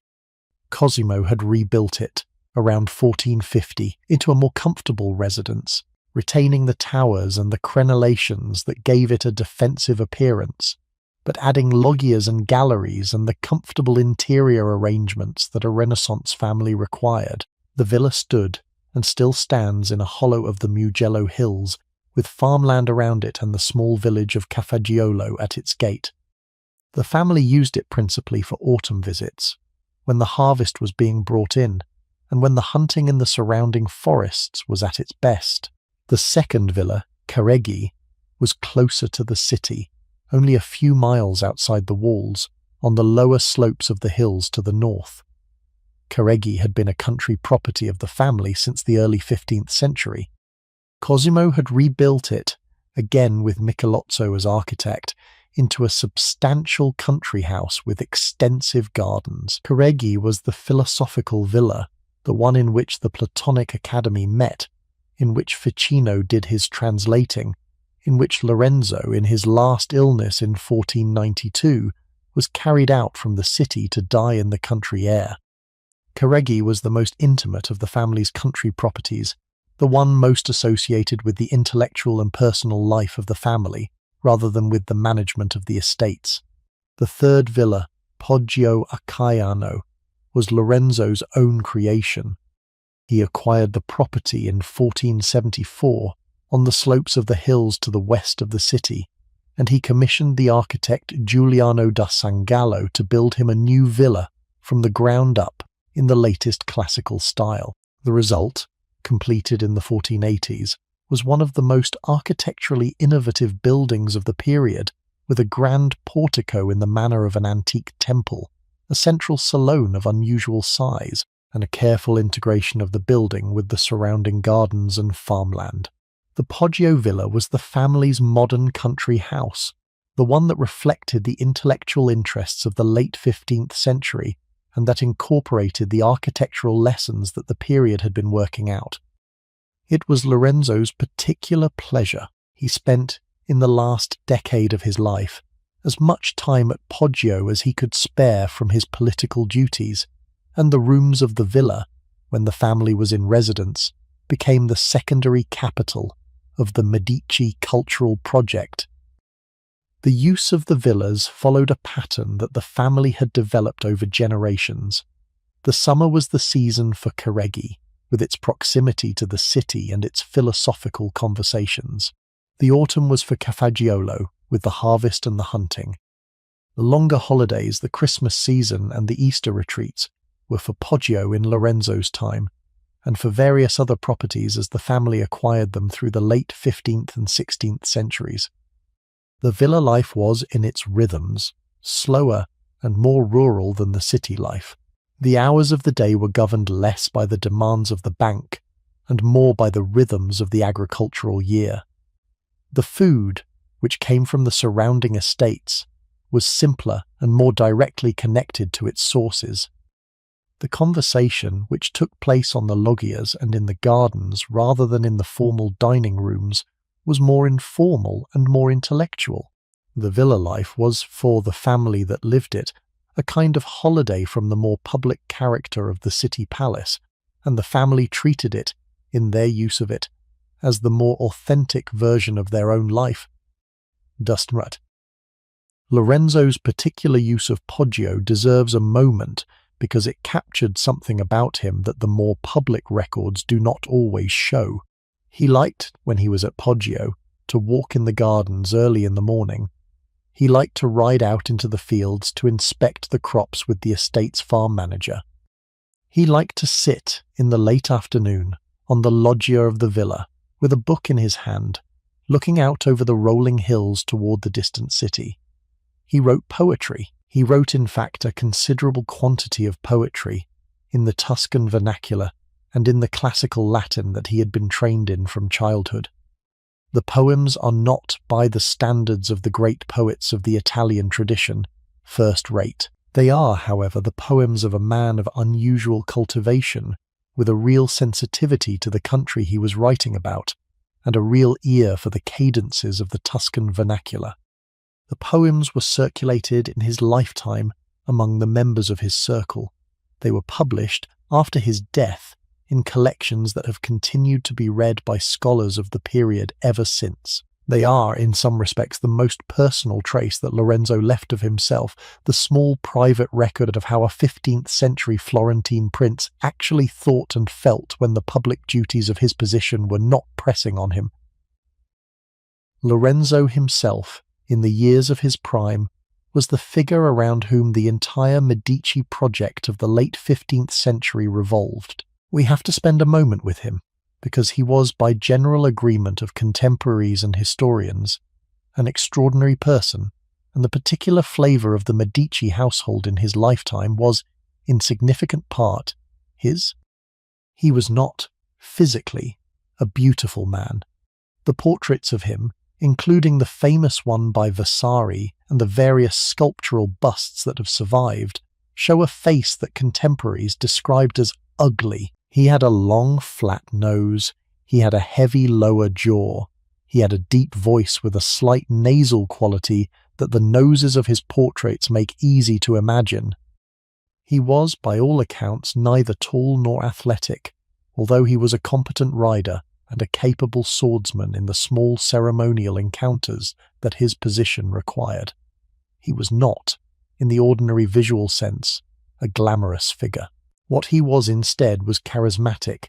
He had, by the testimony of everyone who met him, a quality of personal presence that the unprepossessing physical features did nothing to diminish. He was witty, he was learned. He was an exceptional conversationalist in 5 or 6 languages. He had the particular Medici quality of being able to listen, with apparent attention, to whatever the person in front of him was saying, even when of him was tedious, and of giving the impression, when he replied, that he had taken the matter seriously. He was, in the deepest sense, a politician. He had inherited the political instincts of his grandfather and his father, and he had developed them, through his own decades of practice, into a personal style that was, by the time he reached his middle years, perhaps the most accomplished political style in Italy. He was also, simultaneously, a poet, a patron, a philosopher, a horseman, a husband, a father, a chief negotiator with 5 Italian states, a banker, a collector of antique gems and cameos, and the host of the most cultured private circle in Europe. He kept all of these activities going simultaneously. He did, by the standards of any single profession of the period, the work of several professions at once. He was, in this respect, the very type of the Renaissance prince, the figure that Burckhardt would describe in the 19th century as the all-round man, l'uomo universale. The type was rare. The actual examples of it, in the period, were perhaps only a handful. Lorenzo was one of them, and he held the position with such apparent ease that the contemporaries who watched him at work had difficulty understanding how he managed it. The marriage to Clarice Orsini, the Roman noblewoman whom his mother had selected for him in 1469, was an arrangement of a particular kind. Clarice was the daughter of one of the great noble families of Rome.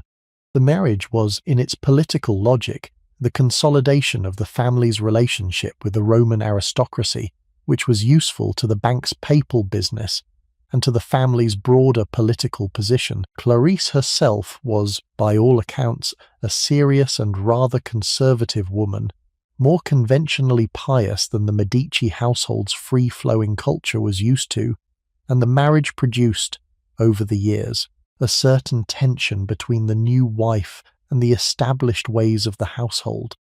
She was particularly suspicious of the Platonic Academy, whose discussions she found theologically dubious. She was uncertain about the easy familiarity with which the family treated the artists and the philosophers who passed through the palazzo. She kept her own counsel. She managed her own household. She bore Lorenzo 10 children over the course of their 23 years of marriage, of whom 7 survived to adulthood. She did her duty in the way that a Renaissance noblewoman of her class did her duty, and the marriage, although not, by the more romantic standards of later periods, a marriage of love, was a marriage of long-working partnership in which the 2 people involved understood what was expected of them and delivered it. The children of the marriage were the future of the family. The eldest son, Piero, born in 1472, would inherit the position of head of the family on Lorenzo's death. The second son, Giovanni, born in 1475, would become a cardinal at 13, and would, in 1513, become Pope Leo X. The youngest son, Giuliano, born in 1479, would in due course become Duke of Nemours. The daughters were placed in the great Italian families through marriages that consolidated the Medici network across the peninsula. The pattern was the pattern of the great Italian families of the period.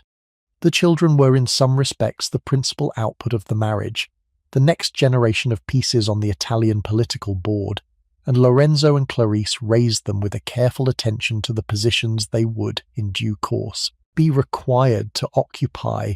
The household at the height of Lorenzo's power, in the 1480s, was an extraordinary place to be a guest in.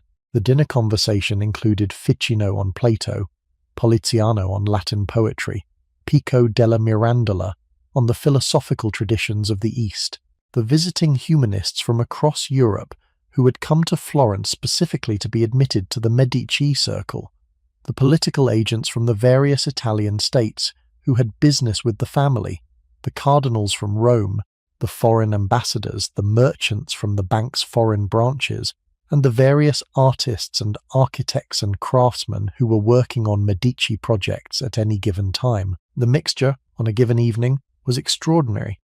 The conversations which moved between Tuscan and Latin and the various foreign languages that the company at the table spoke ranged across the entire intellectual and political life of the late 15th century.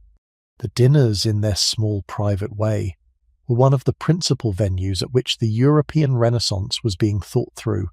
This was the household that we have been walking through tonight. This was the world the kitchen woman was laying her morning fire for, in the kitchen courtyard of 1469, 20 years before the height of Lorenzo's power. The fire she was laying that morning would, in the fullness of the day, contribute to the dinner that would perhaps that evening have at its table some of the principal intellectual figures of the Italian Renaissance. The kitchen woman did not know this. The kitchen woman's job was the fire. The fire was the daily work. The dinner was someone else's department. And then, on a Sunday morning in April 1478, the household nearly came to an end.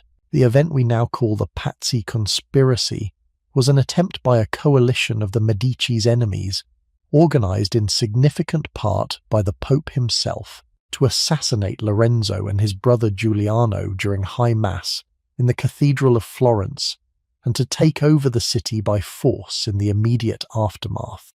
The conspiracy nearly worked. It failed by a narrow margin.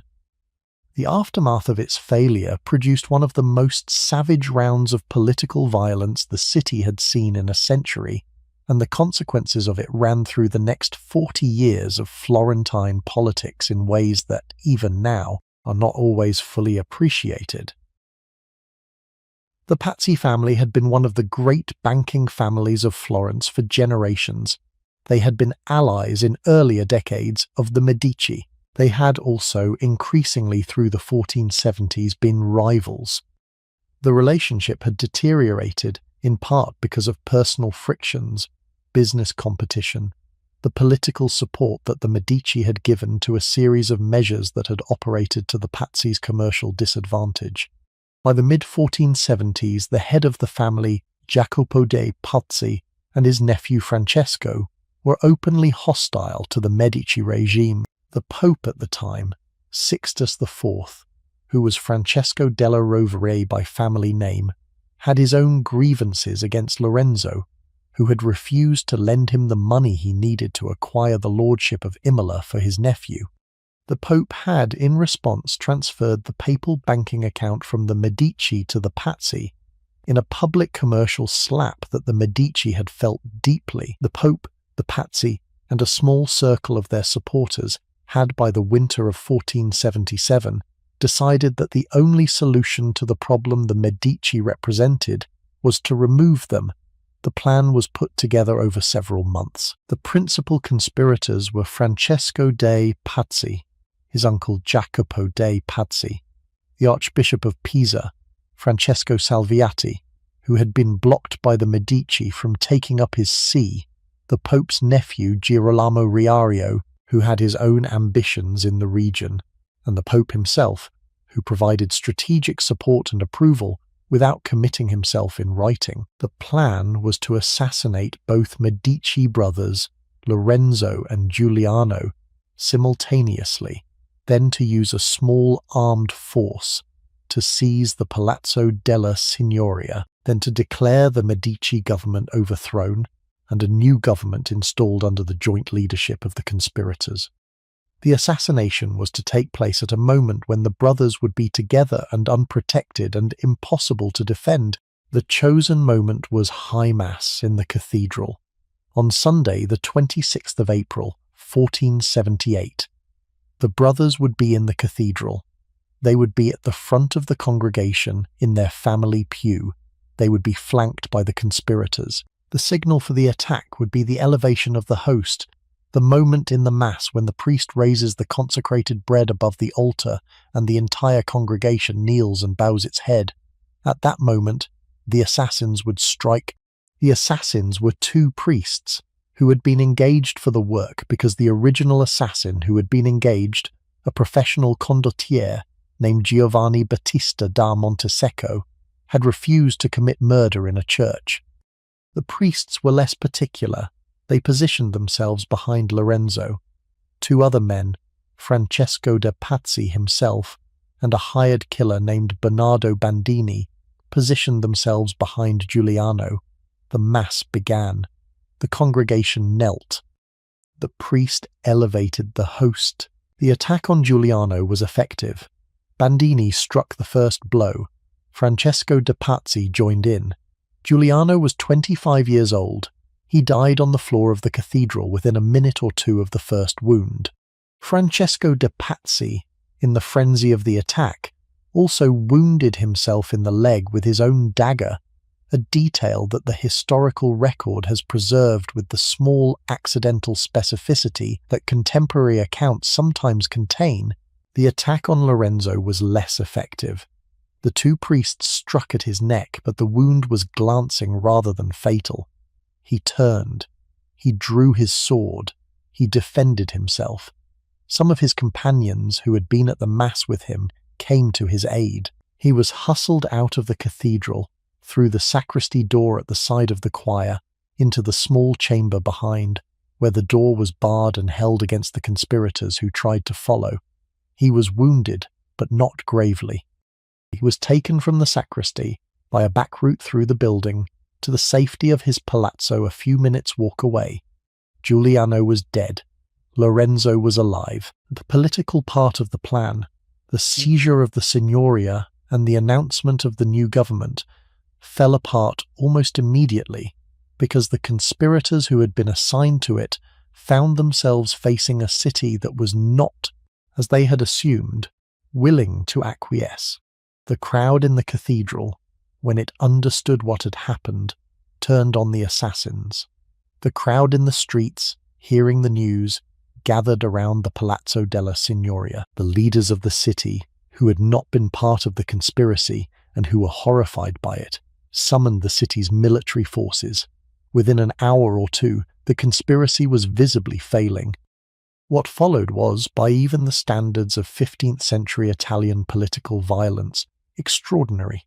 The conspirators were caught, almost all of them, within the day. The Archbishop of Pisa, Francesco Salviati, who had attempted to take the Palazzo della Signoria, was captured inside the building.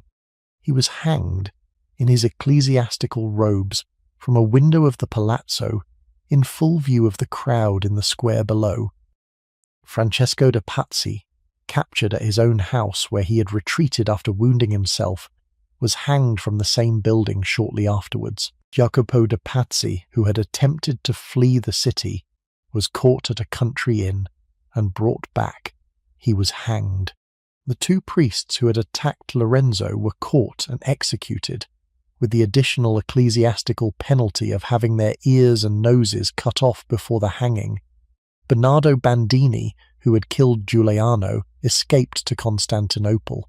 The Sultan, who had reasons of his own to wish the Medici well, had him arrested and shipped back to Florence in chains, where he was hanged in 1479, more than a year after the original attack. The hanging was painted by Leonardo da Vinci, who was in Florence at the time and who made a quick sketch of the body as it dangled from the window of the Bargello. The sketch survives. The wider consequences of the conspiracy ran through the following years. The Pope, who had supported the conspiracy, declared war on Florence in revenge for the deaths of his agents. The war lasted 2 years. It was indecisive militarily, but expensive financially. Lorenzo, in a personal diplomatic gamble of considerable courage, travelled to Naples in late 1479 to negotiate directly with the King of Naples, Ferrante, who was the Pope's principal ally in the war. The negotiation succeeded. Naples withdrew from the war. The Pope, deprived of his ally, was forced to make peace. The Florentine state survived. The Medici regime survived. Lorenzo's personal prestige, which had been considerable before the conspiracy, was now enormous, and for the rest of his life he held a position in the city that approached that of a sovereign in everything but name. The grief for Giuliano, however, was real and lasting. He had been 25. He had been Lorenzo's closest companion. He had been beautiful by the testimony of everyone who knew him, with the kind of physical grace that Lorenzo conspicuously lacked. The portraits of Giuliano that survive, in particular the one by Botticelli that was painted shortly before his death, show a face of unusual delicacy and intelligence. Lorenzo, in the years after the assassination, kept the memory of his brother present in the household in various small ways. Giuliano's illegitimate son, Giulio, who had been born just before the assassination, was taken into the household and raised with Lorenzo's own children. Giulio would, in due course, become Pope Clement VII. The dead brother's son would, by the inheritance of the family's accumulated influence, become one of the most powerful men in the world. The line of consequence is one of the strange small details of the period. Lorenzo's own death came in April 1492, 14 years after the conspiracy. He had been ill for some time with a hereditary form of arthritis that had crippled the family for generations, and that his father and grandfather had also suffered from. The illness had progressed, in his last years, to the point where he could no longer walk without help. He had been taken, in his final illness, out of the city to the villa at Careggi, where the country air was thought to be better for him. He died there on the 8th of April 1492. He was 43 years old. His son Piero, who succeeded him, was 20 years old. Piero had been raised like his brothers and sisters, with every advantage that the Medici household could provide. He had been educated by Poliziano. He had been trained in the management of the bank. He had been introduced to the political machinery of the city. He had, however, by the testimony of contemporaries, none of his father's particular political talent. He was, in the family, considered the least gifted of the three brothers. The middle brother Giovanni, the future Pope Leo, had inherited the family's intellectual sophistication. The youngest, Giuliano, had inherited the family's personal charm. Piero had, more than the other two, inherited the family's name without the family's particular gifts. He was hot-tempered. He was impulsive. He made decisions quickly and without sufficient consultation. He was, in the small daily art of political management that his grandfather and father had perfected, a beginner. The political situation he inherited was, in any case, more difficult than the one his father had inherited. The Italian peninsula in the early 1490s was on the verge of a major political crisis. The French king Charles VIII had inherited a claim, through his Anjou ancestors, to the throne of Naples. He decided in 1494 to enforce the claim by an invasion. The French army of 1494 was the most modern military force in Europe. It included the new bronze artillery that the French had been developing for decades, a kind of weapon that no Italian state was prepared to face. The army marched south through Italy in the autumn of 1494, scattering the Italian armies that opposed it, and approaching the gates of Florence in November. Piero de' Medici, faced with a situation of almost unprecedented difficulty, made the wrong decision. He went out, alone and without consultation with the city's council, to negotiate directly with the French king. He agreed in his negotiations to terms that the city considered humiliating, including the surrender of several key fortresses and a substantial payment of money. He returned to the city to find that the council, which had not been consulted, was furious with him. The crowd in the streets, hearing what had happened, was angrier still. Within days, the Medici had been expelled from Florence. The palazzo was seized. The collections were looted. Piero, his brothers, his cousins, and his immediate household fled the city for refuge in the territories of friendly powers. The Medici regime, which had lasted 60 years, was over. The Medici expulsion of 1494 was the first great rupture in the family's history since the temporary exile of Cosimo in 1433. This time, however, the exile would last 18 years, not one. The political situation that had returned Cosimo to the city in 1434 did not repeat itself. The new government of Florence, having ejected the Medici, was not, as the previous Albizzi government had been, a fragile coalition that the absent leader could outmaneuver. It was, instead, something stranger and more powerful. It was a government dominated by a Dominican friar, the prior of the convent of San Marco, a man called Girolamo Savonarola. We have to spend a moment with Savonarola, because the years of his ascendancy in Florence between 1494 and 1498 are one of the most extraordinary episodes in the cultural history of Renaissance Italy, and they shaped the city the Medici would, in due course, return to. Savonarola had come to Florence in 1490. He had been brought, ironically, by Lorenzo himself, on the recommendation of Pico della Mirandola, who had encountered the friar in another Italian city and had been impressed by his preaching. Savonarola was installed at San Marco, the convent that the Medici had rebuilt at Cosimo's expense, and that the family considered, in some respects, their own.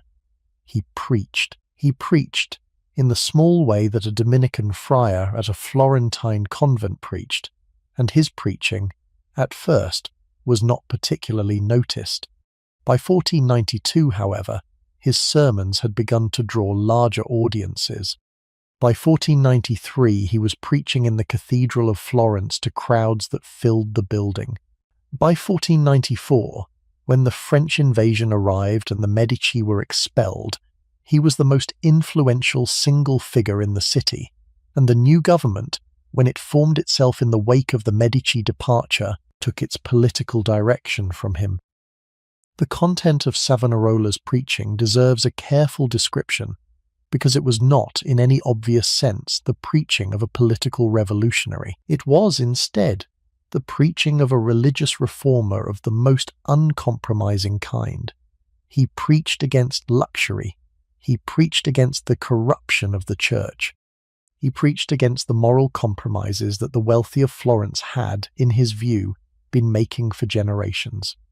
He preached with particular intensity against the cultural project that the Medici had been sponsoring, which he characterized as a return to pagan ideas under the cover of Christian piety, the Platonic Academy, the classical sculptures in the gardens, the mythological paintings of Botticelli, the philosophical accommodations of Marsilio Ficino. All of these, in Savonarola's preaching, were evidence of the city's spiritual decay, and the city's only hope of redemption was to repent and to renounce them. And the political program that emerged from this preaching was, by the standards of the late 15th century, radical. The new government of Florence, under Savonarola's spiritual direction, instituted a kind of moral revolution. The sumptuary laws, which had previously been ignored, were enforced. The carnival, which had been a feature of the Florentine year for centuries, was abolished. The art collections of the city, which had been the pride of the previous generation, were now, in the new dispensation, evidence of moral failure that the city was urged to renounce.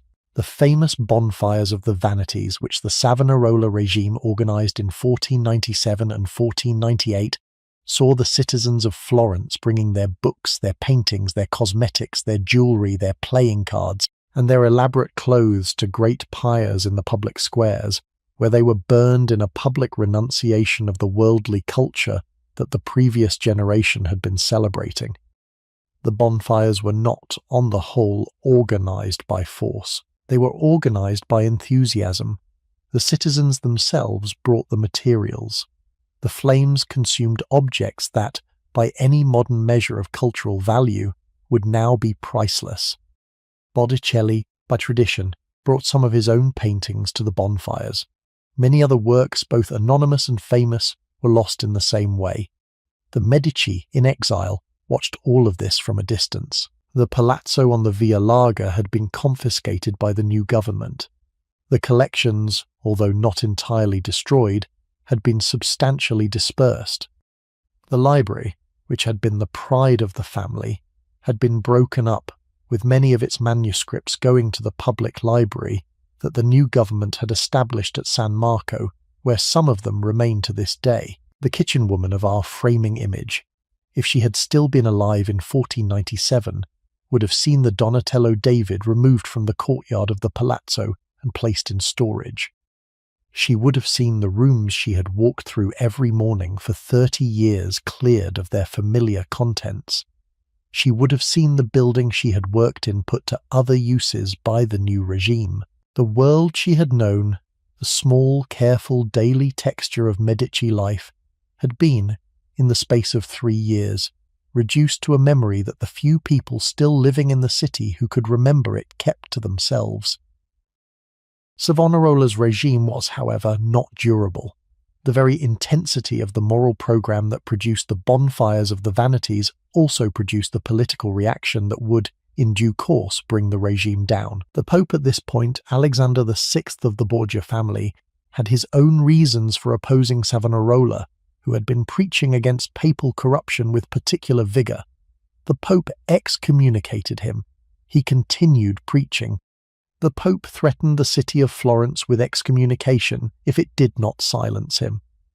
The city, faced with a choice between its preacher and its commercial standing in Christendom, eventually chose the commercial standing. Savonarola was arrested in April 1498. He was tried for heresy. He was tortured. He confessed, although the confession was extracted under torture and was probably worth as little as such confessions usually were. He was condemned. On the 23rd of May 1498, he and 2 of his closest followers were hanged and burned in the Piazza della Signoria in front of a crowd that, 4 years earlier, had been receiving his sermons with religious enthusiasm. The historical record contains both crowds, the receiving and the watching. The same individuals in many cases were in both. The Medici did not, despite the fall of Savonarola, return to Florence immediately. The government that took over after the friar's death was a republican government with no particular sympathy for the Medici. It lasted, in various forms, for the next 14 years. The exiled Medici during these years made themselves useful to the various Italian powers in the hope of winning support for an eventual return. They served, in modest capacities, at the courts of friendly princes. They lived, in various places, the lives of distinguished but politically marginal exiles. They waited, in the patient Medici way, for the opportunity to return. The opportunity came, when it came, from a particular configuration of European politics. By 1512, the political situation that had taken the Medici out of Florence had shifted. The French, who had originally invaded in 1494, were now allied against the Pope Julius II, who was struggling to drive them out of Italy. The Pope, in his alliance against France, gave his support to the Medici as a way of changing the government in Florence, which had been French-leaning under the Republican regime. A papal Spanish army, with Medici support, marched on Florence in August 1512. The city, faced with the choice of resisting or submitting, submitted. The Republican government fell. The Medici, after 18 years of exile, came home. The return of 1512 was managed, on the Medici side, principally by Giovanni de' Medici, the second son of Lorenzo the Magnificent, who was now a cardinal of the church and one of the most influential ecclesiastical politicians in Italy. Giovanni was 37 years old in 1512. He had been made a cardinal at 13 at his father's insistence and with the agreement of the then Pope. He had spent the years of exile in Rome, where the family's connections to the church had given him a position from which he could continue to operate even while the family itself was politically displaced. He was by 1512 a substantial figure in his own right, and his return to Florence as the head of the family, although technically the head was his older brother Piero, who had died in exile in 1503, was the return of a man who was already, before the return, one of the major figures of European politics. Giovanni did not stay in Florence. He returned briefly. He arranged the new political settlement. He delegated the management of the city to his cousin Giulio, the illegitimate son of Giuliano de' Medici, who had been raised in Lorenzo's household after his father's death in the Pazzi conspiracy. Giulio, who had been recognized as legitimate through papal dispensation, and who was by 1512 also a cardinal, took over the practical direction of affairs in Florence. Giovanni returned to Rome, where in March 1513, 6 months after the family's return to power in their home city, he was elected pope. He took the name Leo X. The election of Leo X was the moment at which the Medici project reached, by some measures, its absolute zenith.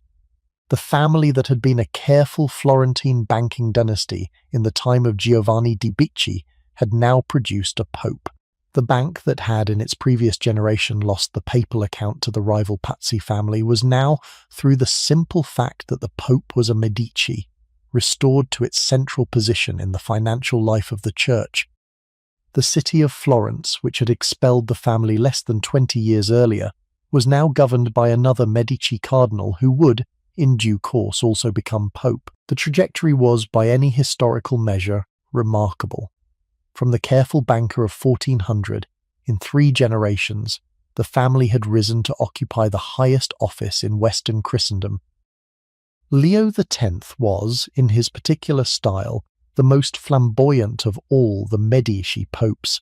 He had inherited from his father the cultural sophistication and the personal charm that had made Lorenzo such an effective political figure. He had inherited also, however, none of his father's careful financial discipline. He spent on artistic patronage, on architectural projects, on the elaborate court ceremonies that he believed the dignity of the papal office required. He spent on the rebuilding of St. Peter's Basilica, which had been begun by his predecessor Julius II, and which Leo continued with enthusiasm. He spent on the works he commissioned from Raphael, who became, under Leo, the principal artist of the papal court. He spent on the commissions he placed with Michelangelo, who was now an artist of established reputation. He spent on the elaborate hunting parties that he conducted in the country estates around Rome, on the banquets in the Vatican that became famous for their lavishness, on the patronage of poets and scholars and musicians who flocked to his court. The spending exceeded the income. The papal finances, never robust, deteriorated badly during Leo's reign. The Pope responded, in part, by selling indulgences on a scale and by methods that had not previously been used. The indulgences sold for the rebuilding of St. Peter's, in particular, were marketed throughout Europe with an aggressiveness that scandalized the more serious reformers within the church. One of the more serious reformers was a German Augustinian friar named Martin Luther, who in October 1517 nailed a list of 95 theses to the door of the castle church at Wittenberg for protesting against, among other things, the sale of the St. Peter's indulgences. The protest, which Leo at first dismissed as a small German theological dispute, would in the next decade become the founding event of the Protestant Reformation. The Reformation would, in turn, fracture Western Christendom in ways that would never be repaired. The Medici Pope, in his pursuit of artistic glory, had inadvertently triggered the religious revolution that would shape the next 4 centuries of European history. Leo X died in December 1521, at the age of 46.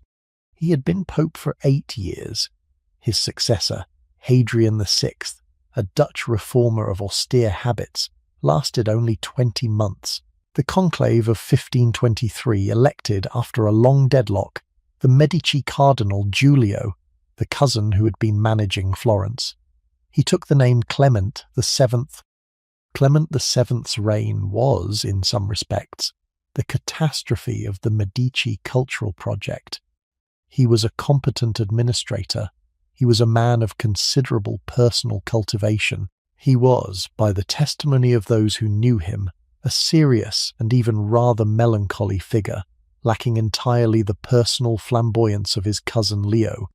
He inherited, however, a political situation of extraordinary difficulty, and the decisions he took to manage it produced, in 1527, one of the most traumatic events in the history of Renaissance Italy. The situation was this. The 2 great powers of European politics in the 1520s were the Holy Roman Emperor Charles V, who controlled Spain and the Netherlands and the Habsburg lands of Central Europe and large parts of southern Italy, and the King of France, Francis I, who controlled France and parts of northern Italy. The two were at war for most of the decade. The Pope, who controlled the Papal States in central Italy, was pulled in both directions. Clement VII, in 1525, made the strategic decision to ally himself with France against the Emperor. The decision in its political logic was understandable. France was the closer power. France had the more obvious interest in keeping the Pope's territories independent of imperial control. The decision, however, in its execution, proved to be a disaster. Charles V, faced with a hostile Pope at his rear while he was trying to consolidate his position in northern Italy, decided to deal with the problem definitively. In May 1527, an imperial army, mostly composed of unpaid German mercenaries with a strong Lutheran sympathy, descended on Rome. The army had not been ordered to sack the city, but its commander, who had died in the initial assault, was not in a position to control what happened next. The unpaid soldiers, finding themselves inside the wealthiest city in Christendom with no commander to restrain them, did what unpaid soldiers in such circumstances had always done. They sacked it.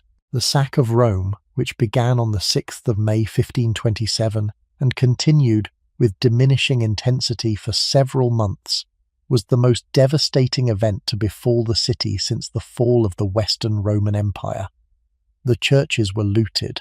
The palaces were burned. The artistic treasures of the previous 50 years of papal patronage were destroyed or dispersed. The population of the city, which had reached perhaps 55,000 at its peak in the early 1520s, was reduced by perhaps half through deaths, flight, and the simple disappearance of people whose fates were never afterwards recorded. The Pope himself, who had taken refuge in the Castel Sant'Angelo, the great fortified building that overlooked the Tiber, was effectively a prisoner there for 7 months while the sack continued around him. He emerged, when he finally did emerge, a broken man. The Rome of the High Renaissance, which the previous 2 generations of papal patronage had built, was, in the space of a few months, comprehensively destroyed.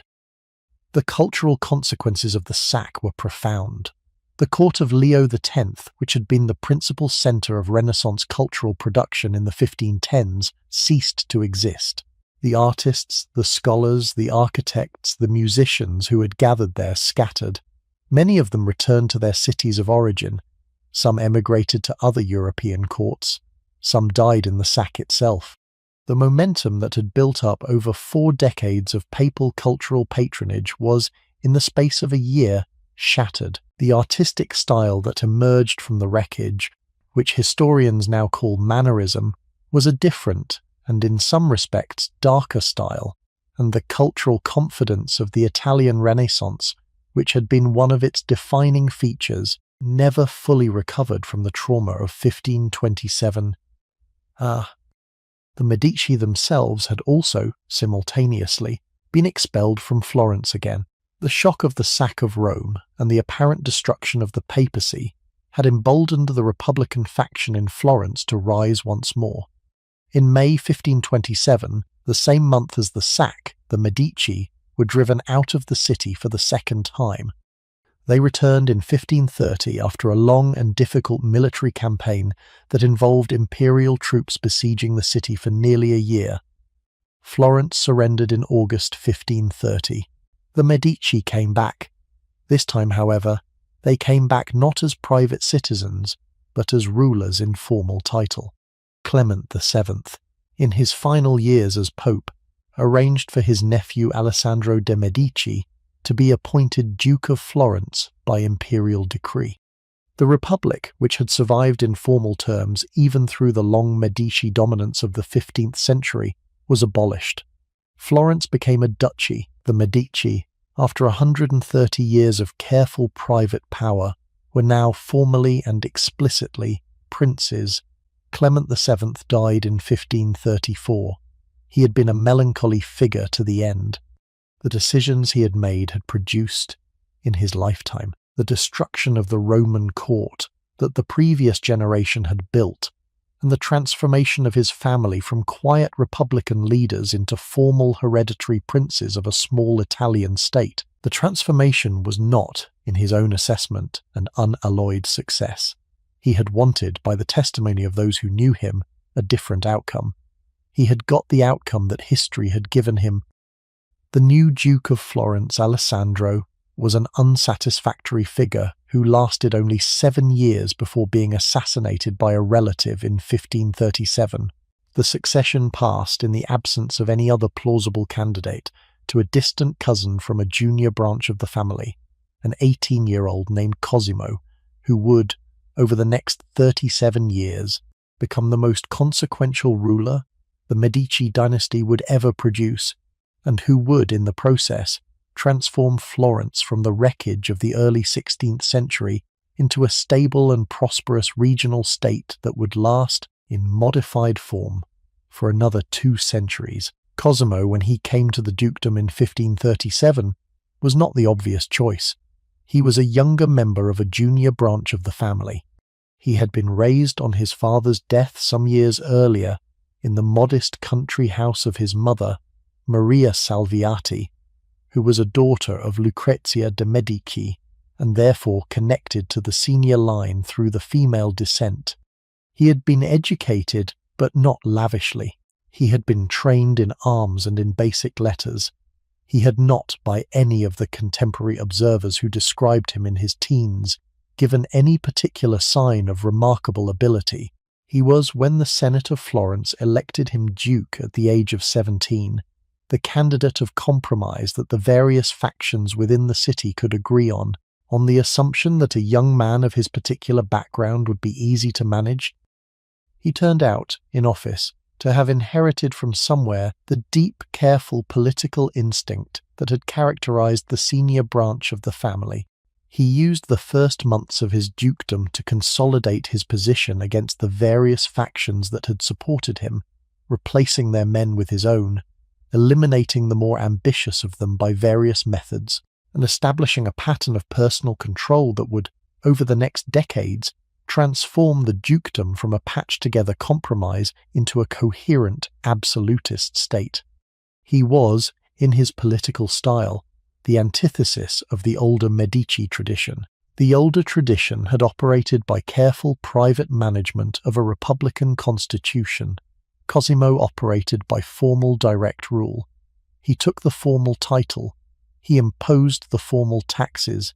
He commanded the formal armed forces. He built, slowly through the 1540s and 1550s, the apparatus of a modern centralizing state, with a regular tax system, a standing army, a unified law code, and a permanent administrative bureaucracy that the Medici state of the previous century had never possessed. And here, the transformation of Florence under Cosimo was, in many respects, the deepest of all the transformations the city went through during the Medici period. The city in 1537, when he came to power, was still in significant respects the city of the previous century. It was still a commercial republic in its underlying structures, even if the formal title had been changed to a dukedom. The city in 1574, when he died, was something quite different. It was the capital of a regional state, the Grand Duchy of Tuscany, that controlled most of the territory of modern Tuscany. It had a court. It had the regular institutions of a princely government. It had a standing diplomatic service with permanent ambassadors at the major European courts. It had, most visibly, a new ducal palace, the Palazzo Vecchio, which Cosimo had taken over as his official residence and decorated with a program of frescoes by Vasari, celebrating the family's accumulated achievements. It had the Uffizi, the new administrative complex on the Arno that Cosimo had commissioned and that Vasari had designed, which housed the various offices of the new government in a single coherent building. And it had, on the other side of the river, the Palazzo Pitti, which Cosimo had bought from the Pitti family in 1549, and which had become, after extensive renovation, the principal residence of the ducal family. The Palazzo Pitti deserves a moment because it represents the new style of Medici domesticity that the 17th century would inherit. The original Palazzo Medici on the Via Larga, where we have spent so much of this evening, was a Renaissance palazzo of the older type, large but not enormous, urban but not isolated, integrated into the streetscape of the city. The Palazzo Pitti was something else. It was a vast block of stone 4 stories high and wider than any private building in Florence had ever been, set on a slope above the river with a great garden, the Boboli. Behind it, the Boboli Gardens, which Cosimo and Eleonora began to lay out in the 1550s, and which successive generations of Grand Dukes extended and elaborated for the next 2 centuries, were one of the great achievements of European garden design, and they deserve a moment of their own, because the gardens were, in some respects, the part of the new ducal palace that the family inhabited most fully. The slope behind the Pitti Palace rises steeply toward the south, and the gardens that the Medici designers laid out on it were terraced into the slope in a sequence of levels that each opened, from the level above, into a different kind of garden experience.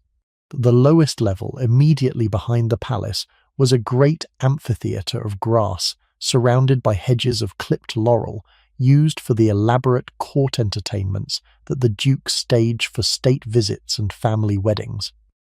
The level above held the formal parterres, with their geometric beds and their statuary placed at the intersections of the paths. Higher up, beyond the formal sections, were the wilder areas, the small woodland plantings of holm oak and stone pine, in which the family installed grottos and fountains, and the small architectural follies that the 17th century taste called for. At the very top, at the highest point of the slope, was a terrace from which the visitor could look out over the entire city of Florence below, with the dome of the cathedral and the tower of the Palazzo Vecchio rising from the rooftops, and the Arno running through the centre, and the hills on the far side green with the country properties of the city's wealthy. The gardens were used in different ways at different hours of the day. In the early morning, the family walked in them for exercise.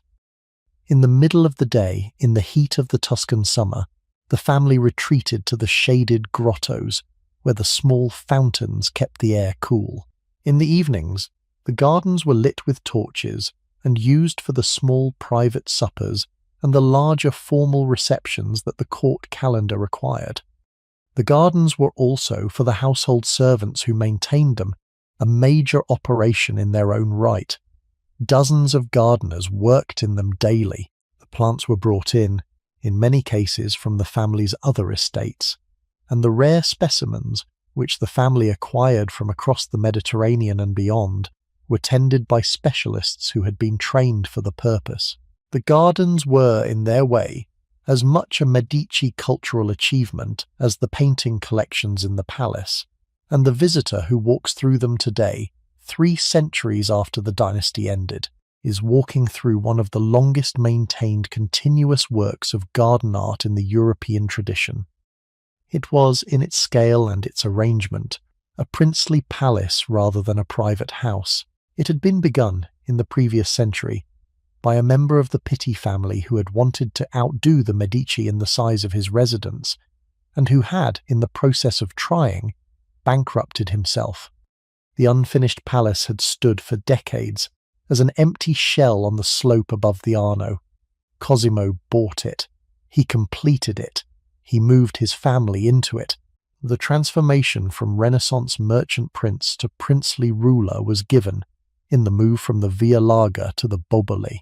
Its full architectural expression, Cosimo's marriage was to Eleonora di Toledo, the daughter of the Spanish viceroy of Naples, a connection that gave him the support of the Spanish imperial system that dominated Italy in the 16th century, and that allowed him to rule his small state with a degree of external legitimacy that internal politics alone could not have provided. Eleonora was, by all accounts, a serious and competent woman, a careful manager of the household, a devoted mother, and a significant political advisor to her husband.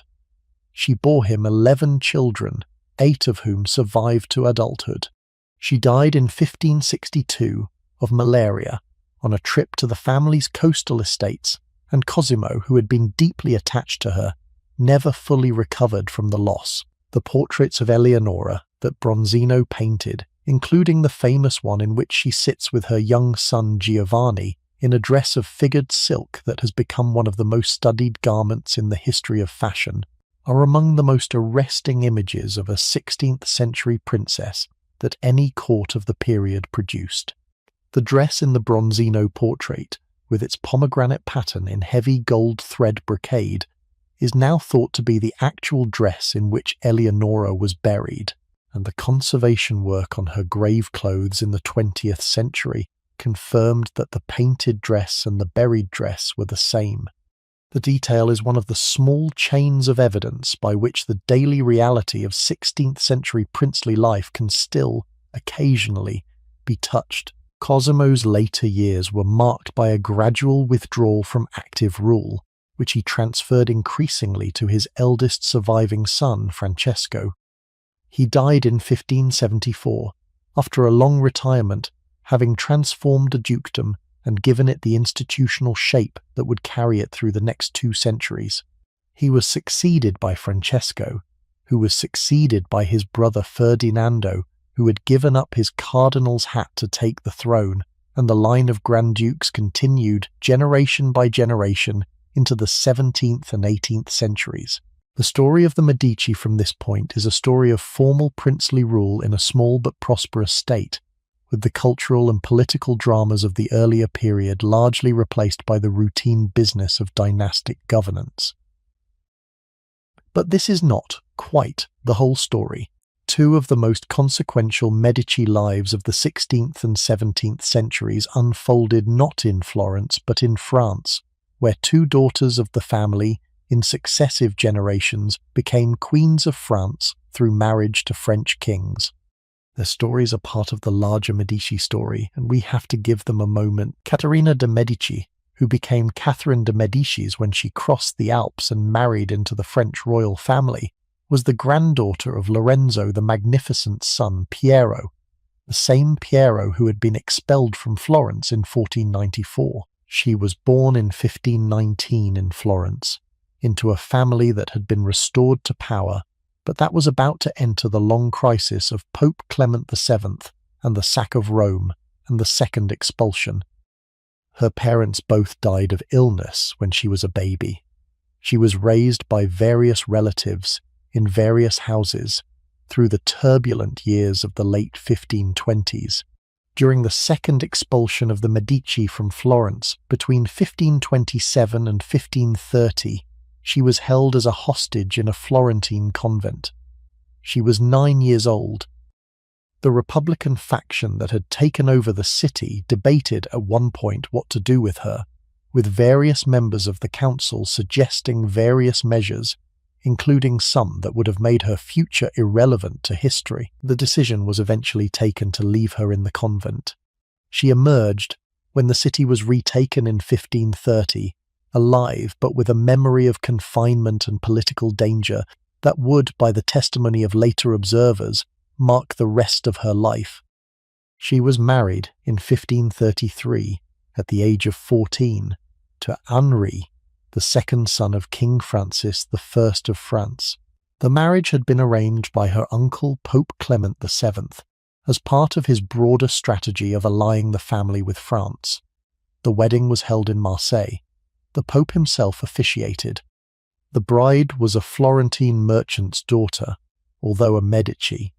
The groom was a French royal prince. The match was, by the standards of European royal marriages of the period, slightly unequal in social terms, and Caterina, in her early years at the French court, suffered from the small daily condescensions of a court that considered her an Italian merchant's daughter who had been imposed on them by political necessity. Her position became more difficult, however, when her husband's elder brother, the Dauphin, died in 1536. Henri now became the heir to the throne. Caterina was now the future Queen of France. The expectation that came with the position, the expectation of producing heirs, weighed on her. For the first 10 years of her marriage, she failed to produce children. The court watched. The court whispered. There were periodic suggestions that the marriage should be annulled and that the Dauphin should be married to someone more reliably fertile. Caterina, by all accounts, lived these years in a state of considerable private distress. She consulted physicians.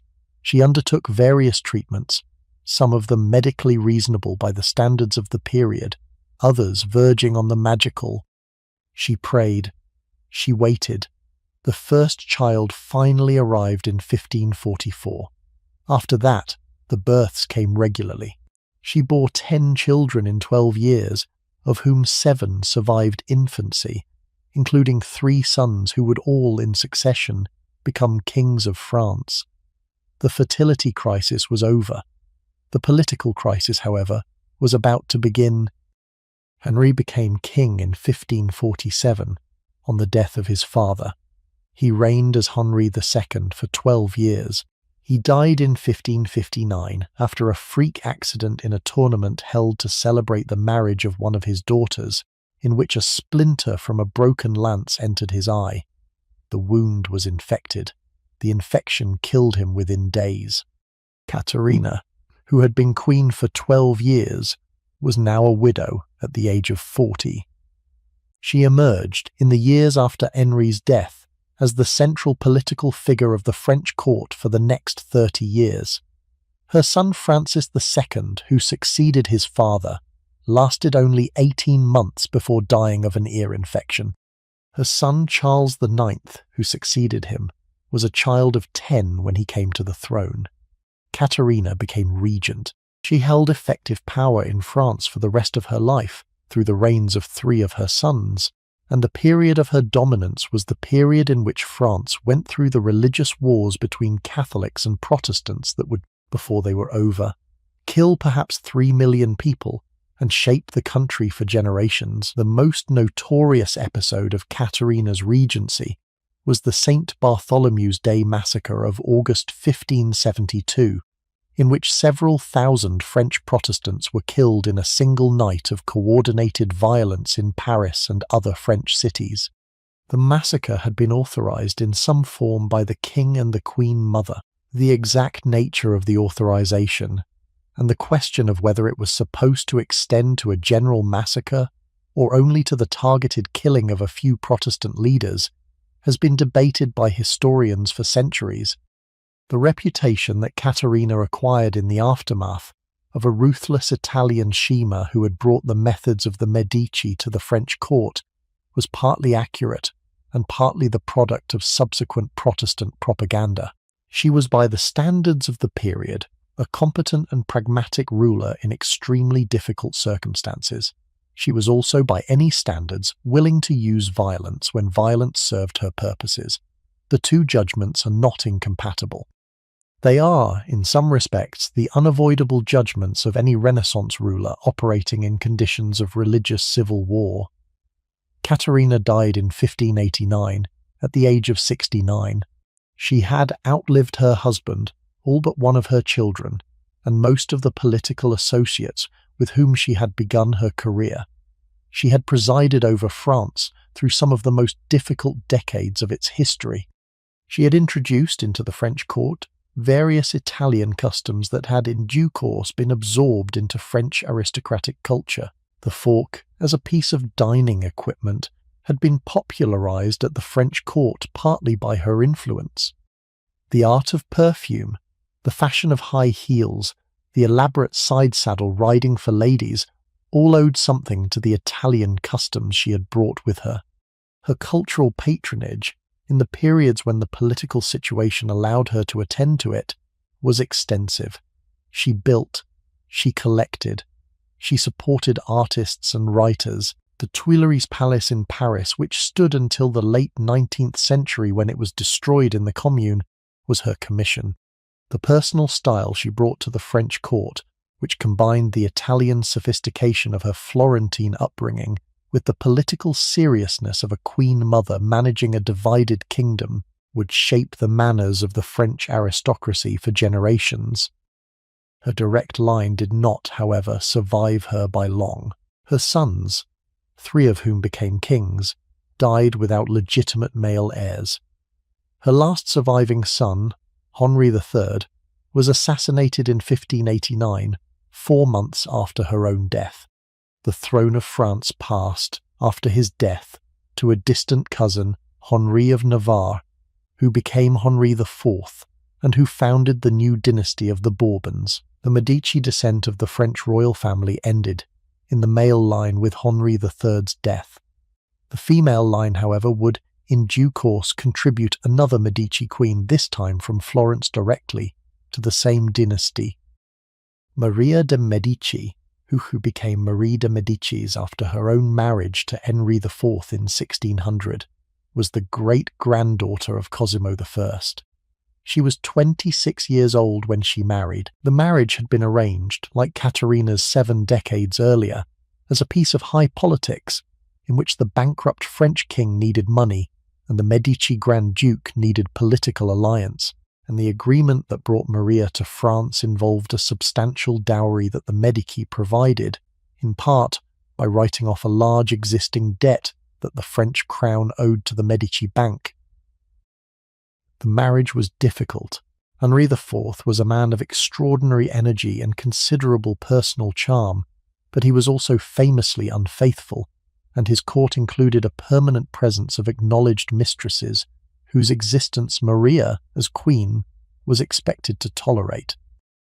She tolerated them with poor grace. The marriage produced 6 children, including the future Louis XIII. It also produced years of mutual tension, scenes of public disagreement, and the kind of diplomatic strain that affected, periodically, the relationship between France and Tuscany. Henri was assassinated in May 1610 in a Paris street by a fanatical Catholic who had become convinced that the king's policies were favouring Protestants. Maria, like Caterina before her, became regent for her young son, who was 9 years old at his father's death. She held the regency until 1617, when her son, by now an adult, took control of the government in a kind of palace coup that included the assassination of Maria's principal political advisor, the Italian Concino Concini, who had been, by general agreement, the most unpopular man in France. Maria was banished from court. She was eventually allowed to return. She was banished again. She fled France in the early 1630s. Richest died in exile in Cologne in 1642 in considerably reduced circumstances. Her cultural legacy, however, was substantial. She had commissioned, during her years of effective power, a series of paintings from Peter Paul Rubens depicting the events of her own life in 24 enormous canvases that hung, originally, in the Luxembourg Palace in Paris that she had built. The Rubens cycle, as it is known, is one of the most ambitious pieces of dynastic propaganda in the history of European painting.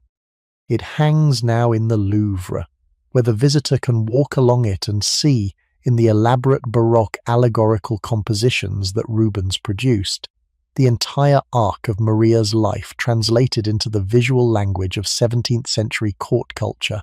The cycle is the kind of thing that only the wealthiest patron of the period could have commissioned, and the period, in the years of Maria's regency, was Maria.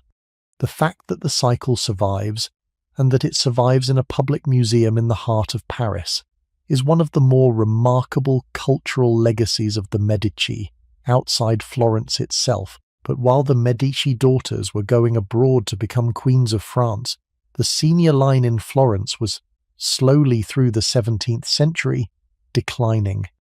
The Grand Dukes of the 17th century were not, on the whole, men of the calibre of Cosimo I. Ferdinando I, who succeeded his brother Francesco in 1587, was a competent ruler and major patron of culture. He maintained the duchy in good order. He developed the port of Livorno into a free port that became, over the course of his reign, one of the most important commercial harbours in the Mediterranean. He was, in his administrative care, the worthy continuator of his father's project. His successors, however, became progressively less effective. Cosimo II, who reigned from 1609 to 1621, was a man of cultivated tastes and limited political energy. He is remembered principally for his patronage of Galileo Galilei, who had been one of his tutors, and who, On his accession, was appointed to a position at the Florentine court that allowed him the leisure to pursue the astronomical research that would in due course produce the great works on which his subsequent reputation rests. Galileo named the moons of Jupiter, when he discovered them in 1610, the Medicean stars, in honour of his patron. The naming did not stick. The moons are now known by mythological names that have nothing to do with the family. But the patronage that allowed the discoveries to be made was real, and the contribution that the Medici made through this patronage to the early scientific revolution was substantial. The shape of the patronage, in the years it operated, deserves a moment of description, because it tells us something about how the Medici cultural project had evolved by the early 17th century. Galileo, when he came back to Florence in 1610 to take up the position the Grand Duke had offered him, was given a salary, lodgings in the city when he wanted them, the use of a small villa in the hills above the city when he preferred the country air, and most importantly, the formal title of philosopher and mathematician to the Grand Duke, which was a position with no specific duties and which existed, in effect, to give him the leisure to pursue his own research. The arrangement was the same arrangement, in its underlying logic, that Cosimo the Elder had made with Donatello in the 15th century. The artist or the scientist was supported. The support was not, in any formal sense, employment. The work that the artist or the scientist produced under the support belonged, by the conventions of the time, to the world rather than to the patron. The patron's reward was the prestige of having been the patron, and the small share in the cultural achievement that the prestige conferred. The Medici, in supporting Galileo, were not in any direct sense funding particular discoveries. They were funding more loosely the existence of a particular kind of intellectual life that the period had come to consider valuable, and they were doing so because they considered themselves, as the family had considered itself for 2 centuries, the people whose responsibility it was to fund such things.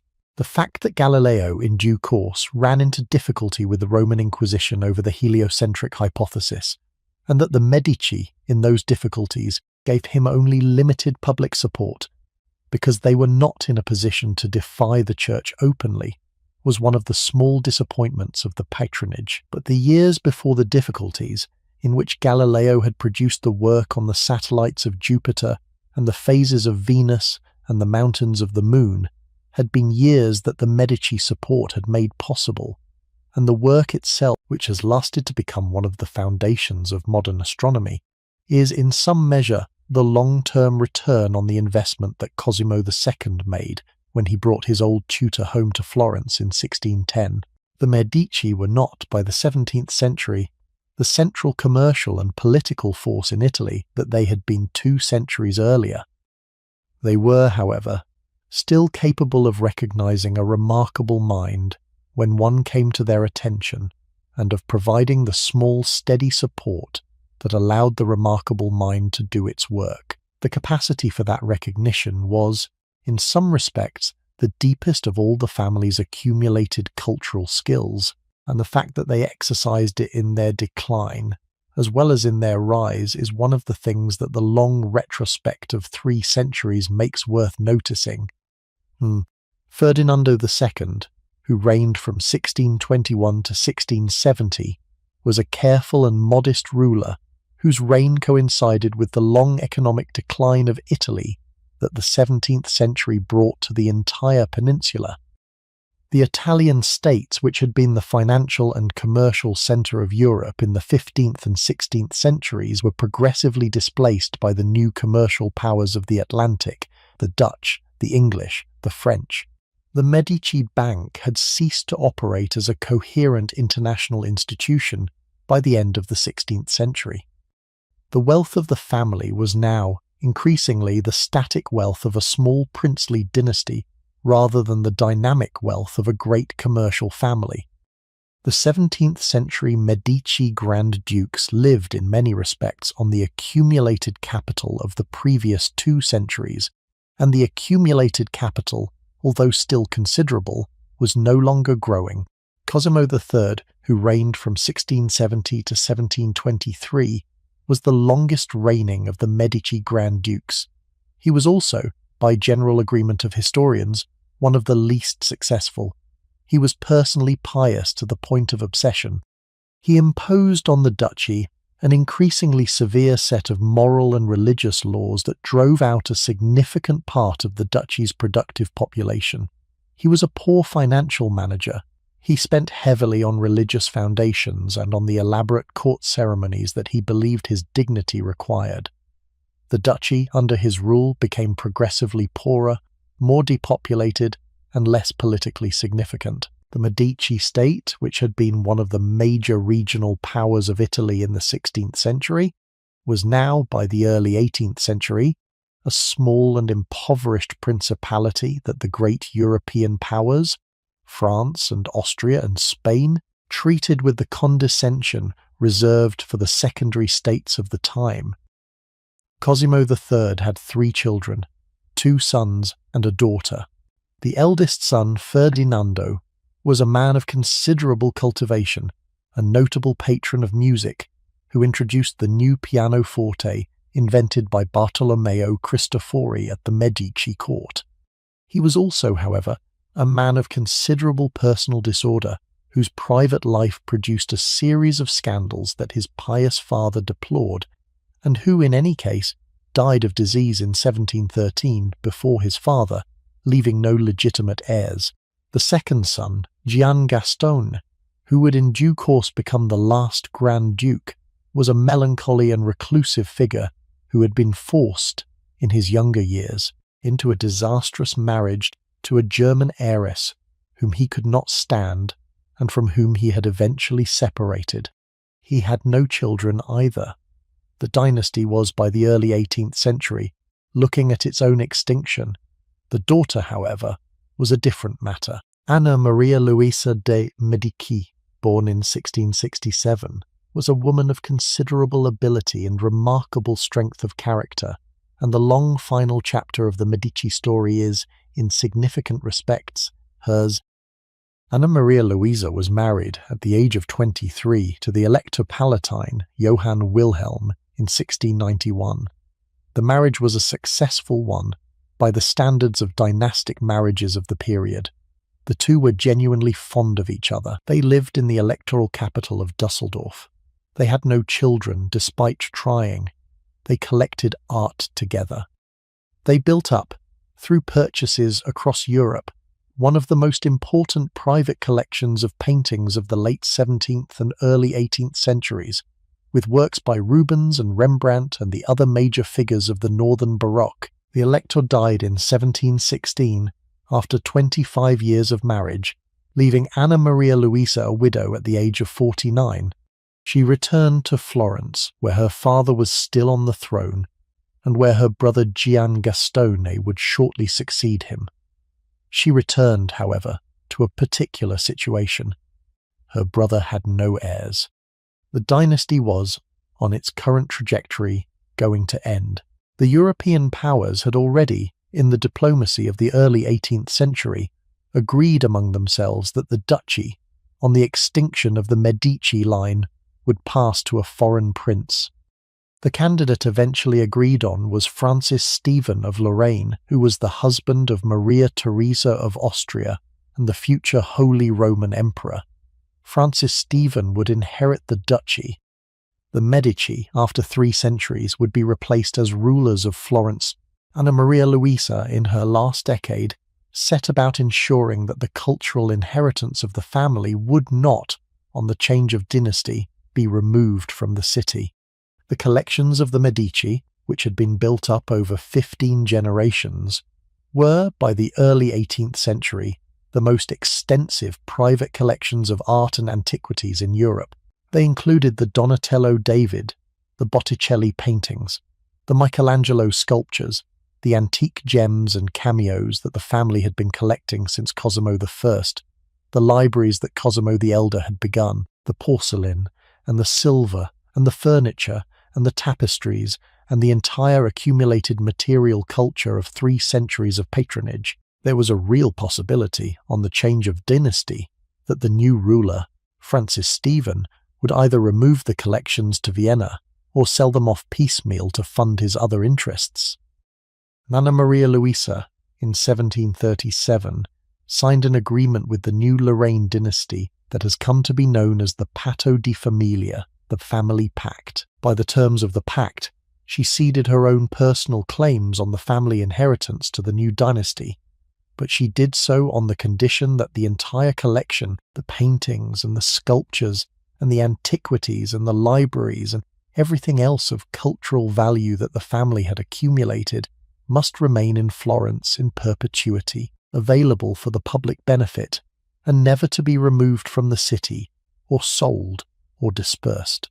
The new dynasty, which had no particular interest in the cultural inheritance for its own sake, but which was prepared to agree to the condition in exchange for clearing up the legal questions about the dynastic transition, signed the agreement. The Patto di Familia is one of the most consequential cultural agreements in the history of European art.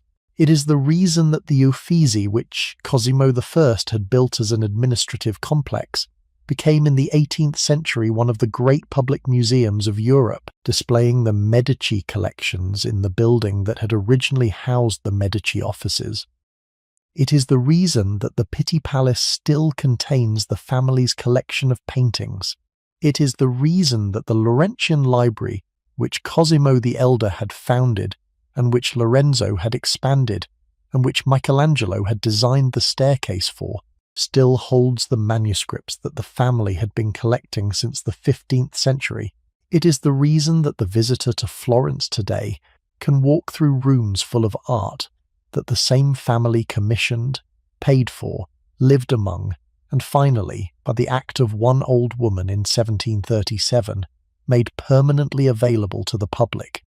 Anna Maria Luisa's signature on the Patto di Familia was, in some respects, the final great act of Medici patronage. She left, by signing it, the entire accumulated culture of the family to the city that the family had ruled for 300 years. Her brother Gian Gastone died in 1737, the same year. Anna Maria Luisa took up residence in the Pitti Palace, in the apartments she had occupied when she had returned to Florence after her widowhood. She was the last surviving Medici. She was 70 years old. She lived for 6 more years.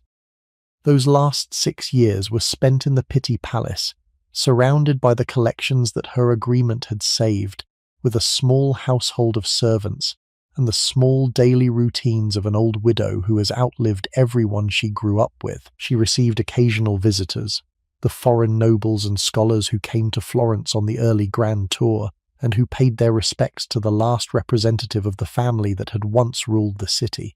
She attended Mass daily in the chapel of the palace. She walked, when her health permitted, in the Boboli gardens that climbed up the slope behind the building. She sat, in the long Tuscan summer afternoons, on the loggia of her apartments, looking out over the city that she would, when she died, leave to its new rulers, but whose accumulated culture she had, by her agreement, secured. She died on the 18th of February 1743 in the Pitti Palace of a respiratory infection. She was 75 years old. She was buried in the family chapel at San Lorenzo, in the great mausoleum that her grandfather Ferdinando II had begun, and that had been the burial place of every Grand Duke since. She was the last to be buried there. The chapel, which is one of the most spectacular pieces of 17th century funerary architecture in Italy, with its walls of inlaid marble and its great dome above the family tombs, became, with her interment, a closed book. The dynasty was over. The bones of all of its principal figures, from the early dukes to the last Grand Duchess, were now in their final resting places. The new dynasty, which would rule Tuscany for the next century until the unification of Italy in 1861, would have its own arrangements for its own dead. Let us come back now to the morning we began with. The kitchen woman, Lucrezia, who had been laying her fire in the courtyard of the Palazzo Medici on a summer dawn in 1469, lived a long life by the standards of 15th century Florence. She left the household, as her own marriage came due, in the early 1480s, to marry a small craftsman from a neighbouring street. She had children. She raised them. She continued occasionally to come back to the palazzo to visit the women she had worked alongside, who told her the news of the household, the births and the deaths and the political dramas that were happening upstairs. She lived to see, although she did not understand at the time what she was seeing, the funeral procession of Lorenzo de' Medici in 1492. She lived to see briefly the expulsion of the family in 1494, when the palazzo she had laid her fires in for 15 years was sacked by the new regime. She did not live to see the Medici return in 1512. She died of unknown causes sometime in the 1490s in the small house in a back street of the same neighbourhood where she had spent her working life. Her name does not appear in any history book. The kitchen records of the palazzo, in which her wages were entered each month, were lost in one of the various reorganisations of the family archives in the 17th century. She is, in the strict sense, anonymous, but the fire she laid that morning, on a particular dawn in 1469, did its work. The kettle boiled. The water in it was used to brew the morning drinks for the family. The family fortified came down to its breakfast. The day proceeded. The dinners were eaten. The conversations were had. The artists were paid. The collections were assembled. The Pope, 2 generations later, was elected. The Queen of France in the next generation after that took her place at the French court. The Grand Duchy was established. The dynasty rose, peaked, declined, and ended, and the building she had laid her fires in, the Palazzo Medici on the Via Larga, still stood when the dynasty ended, and still stands now, and the visitor who walks through its courtyard today is walking through the same courtyard she walked through every morning for 15 years to fetch her water. The woman who closes the long story is not, of course, the same woman.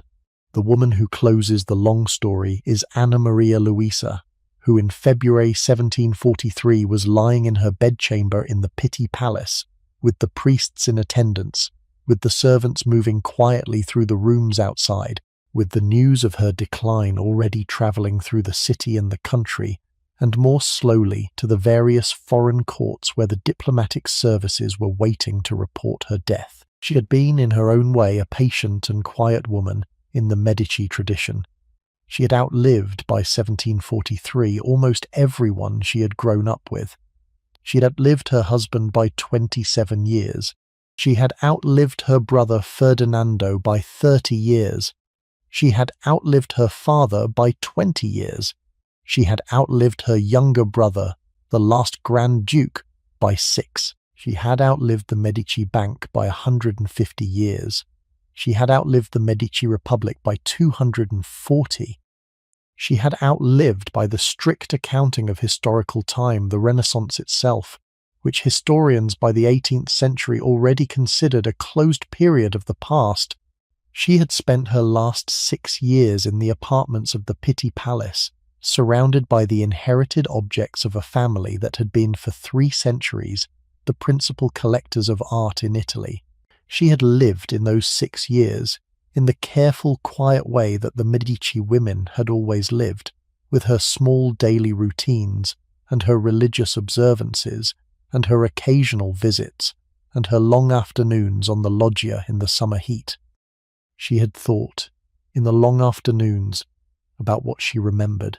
She remembered her childhood in Florence, in the late 17th century, when her father had been Grand Duke, and the court had still, although in reduced form, kept up the customs of the dynasty. She remembered her marriage and her years in Dusseldorf with her husband, the Elector, who had loved her and whom she had loved. She remembered the long task of collecting with him, the paintings that now hung in some of the rooms of the palace where she was now dying. She remembered the journey home to Florence after his death, through the cities of Germany and France that the European wars of those years had made dangerous.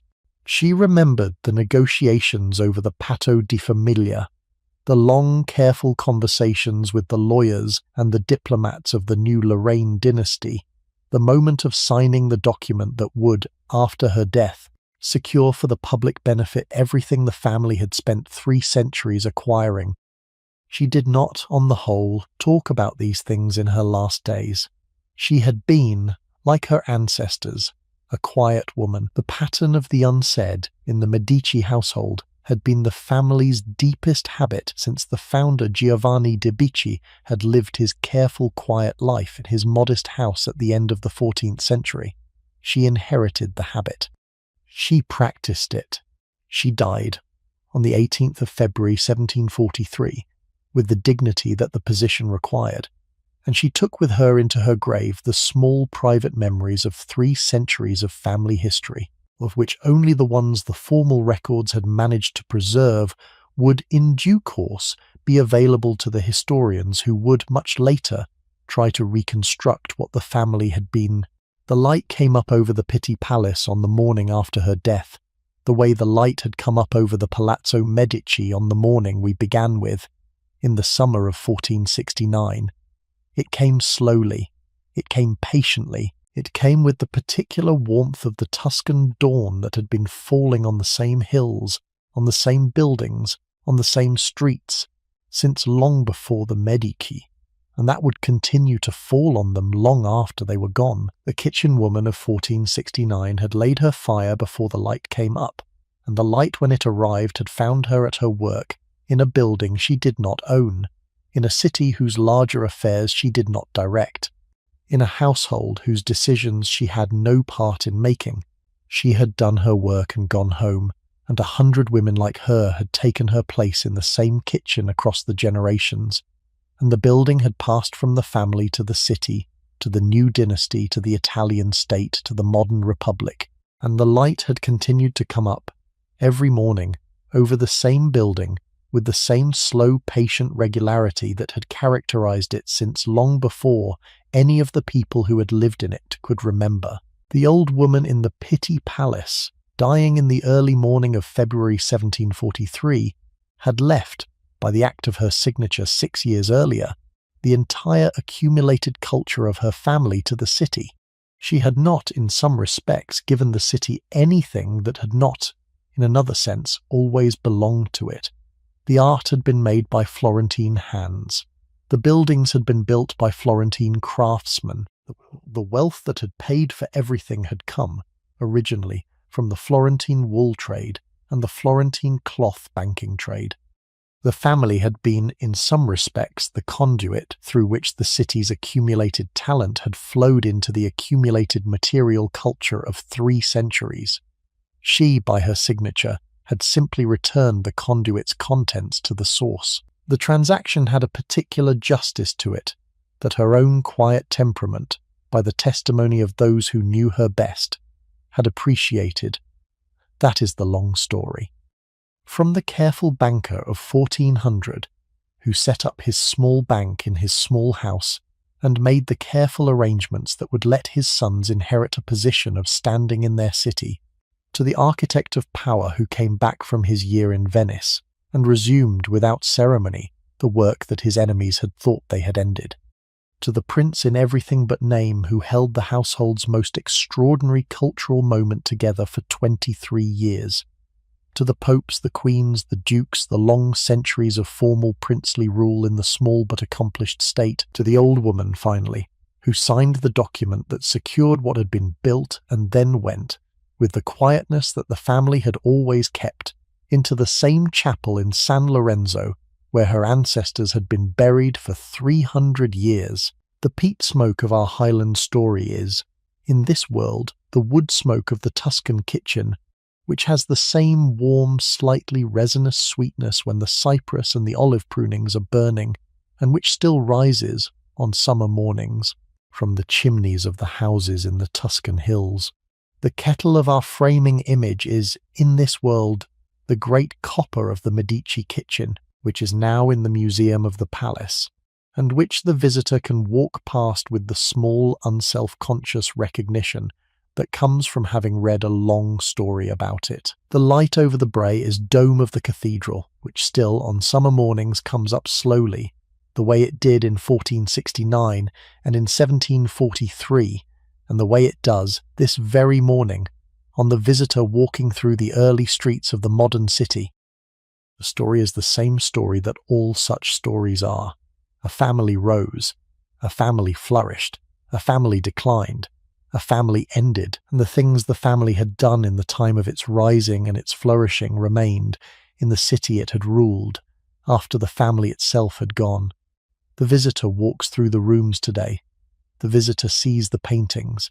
The visitor sees the sculptures. The visitor sees the buildings.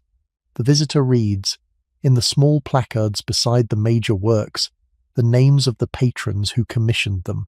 The names mean less to most modern visitors than they would have meant to a Florentine of the 15th century. The names are now, in the long retrospect of 3 centuries, the names of historical figures rather than of working political and commercial players. But the works remain. The works are what the names produced, and the works are still, in the deepest sense, the cities, because the city is where they were made, and the city is where, by the act of one old woman in 1737, they were guaranteed to stay. If you enjoyed tonight's long walk through the slow life of the wealthiest family in Renaissance Florence, I would love it if you would subscribe and leave a comment letting me know where you are listening from. The Medici story is one of the great long stories of European history, and we have had time tonight to walk only the principal corridors of it. There are smaller corridors, side passages, individual lives that we have only glanced at, and that are, in their own way, as rich as the principal stories. There will be more nights to walk through them. The light, in Florence, is coming up over the rooftops the way it has always come up. The first carts of the morning are arriving at the markets. Somewhere in a kitchen courtyard, in a building that has stood for nearly 600 years, a woman whose name no one will ever know is laying her fire under the great copper kettle. The kettle hisses against the cold water. The fire catches. The smoke rises. The day, slowly, in its patient old way, begins. Sleep well. The fire is lit. The city is waking. The story, in the small, unhurried way of the cities that know how to keep their stories, goes on. Good night.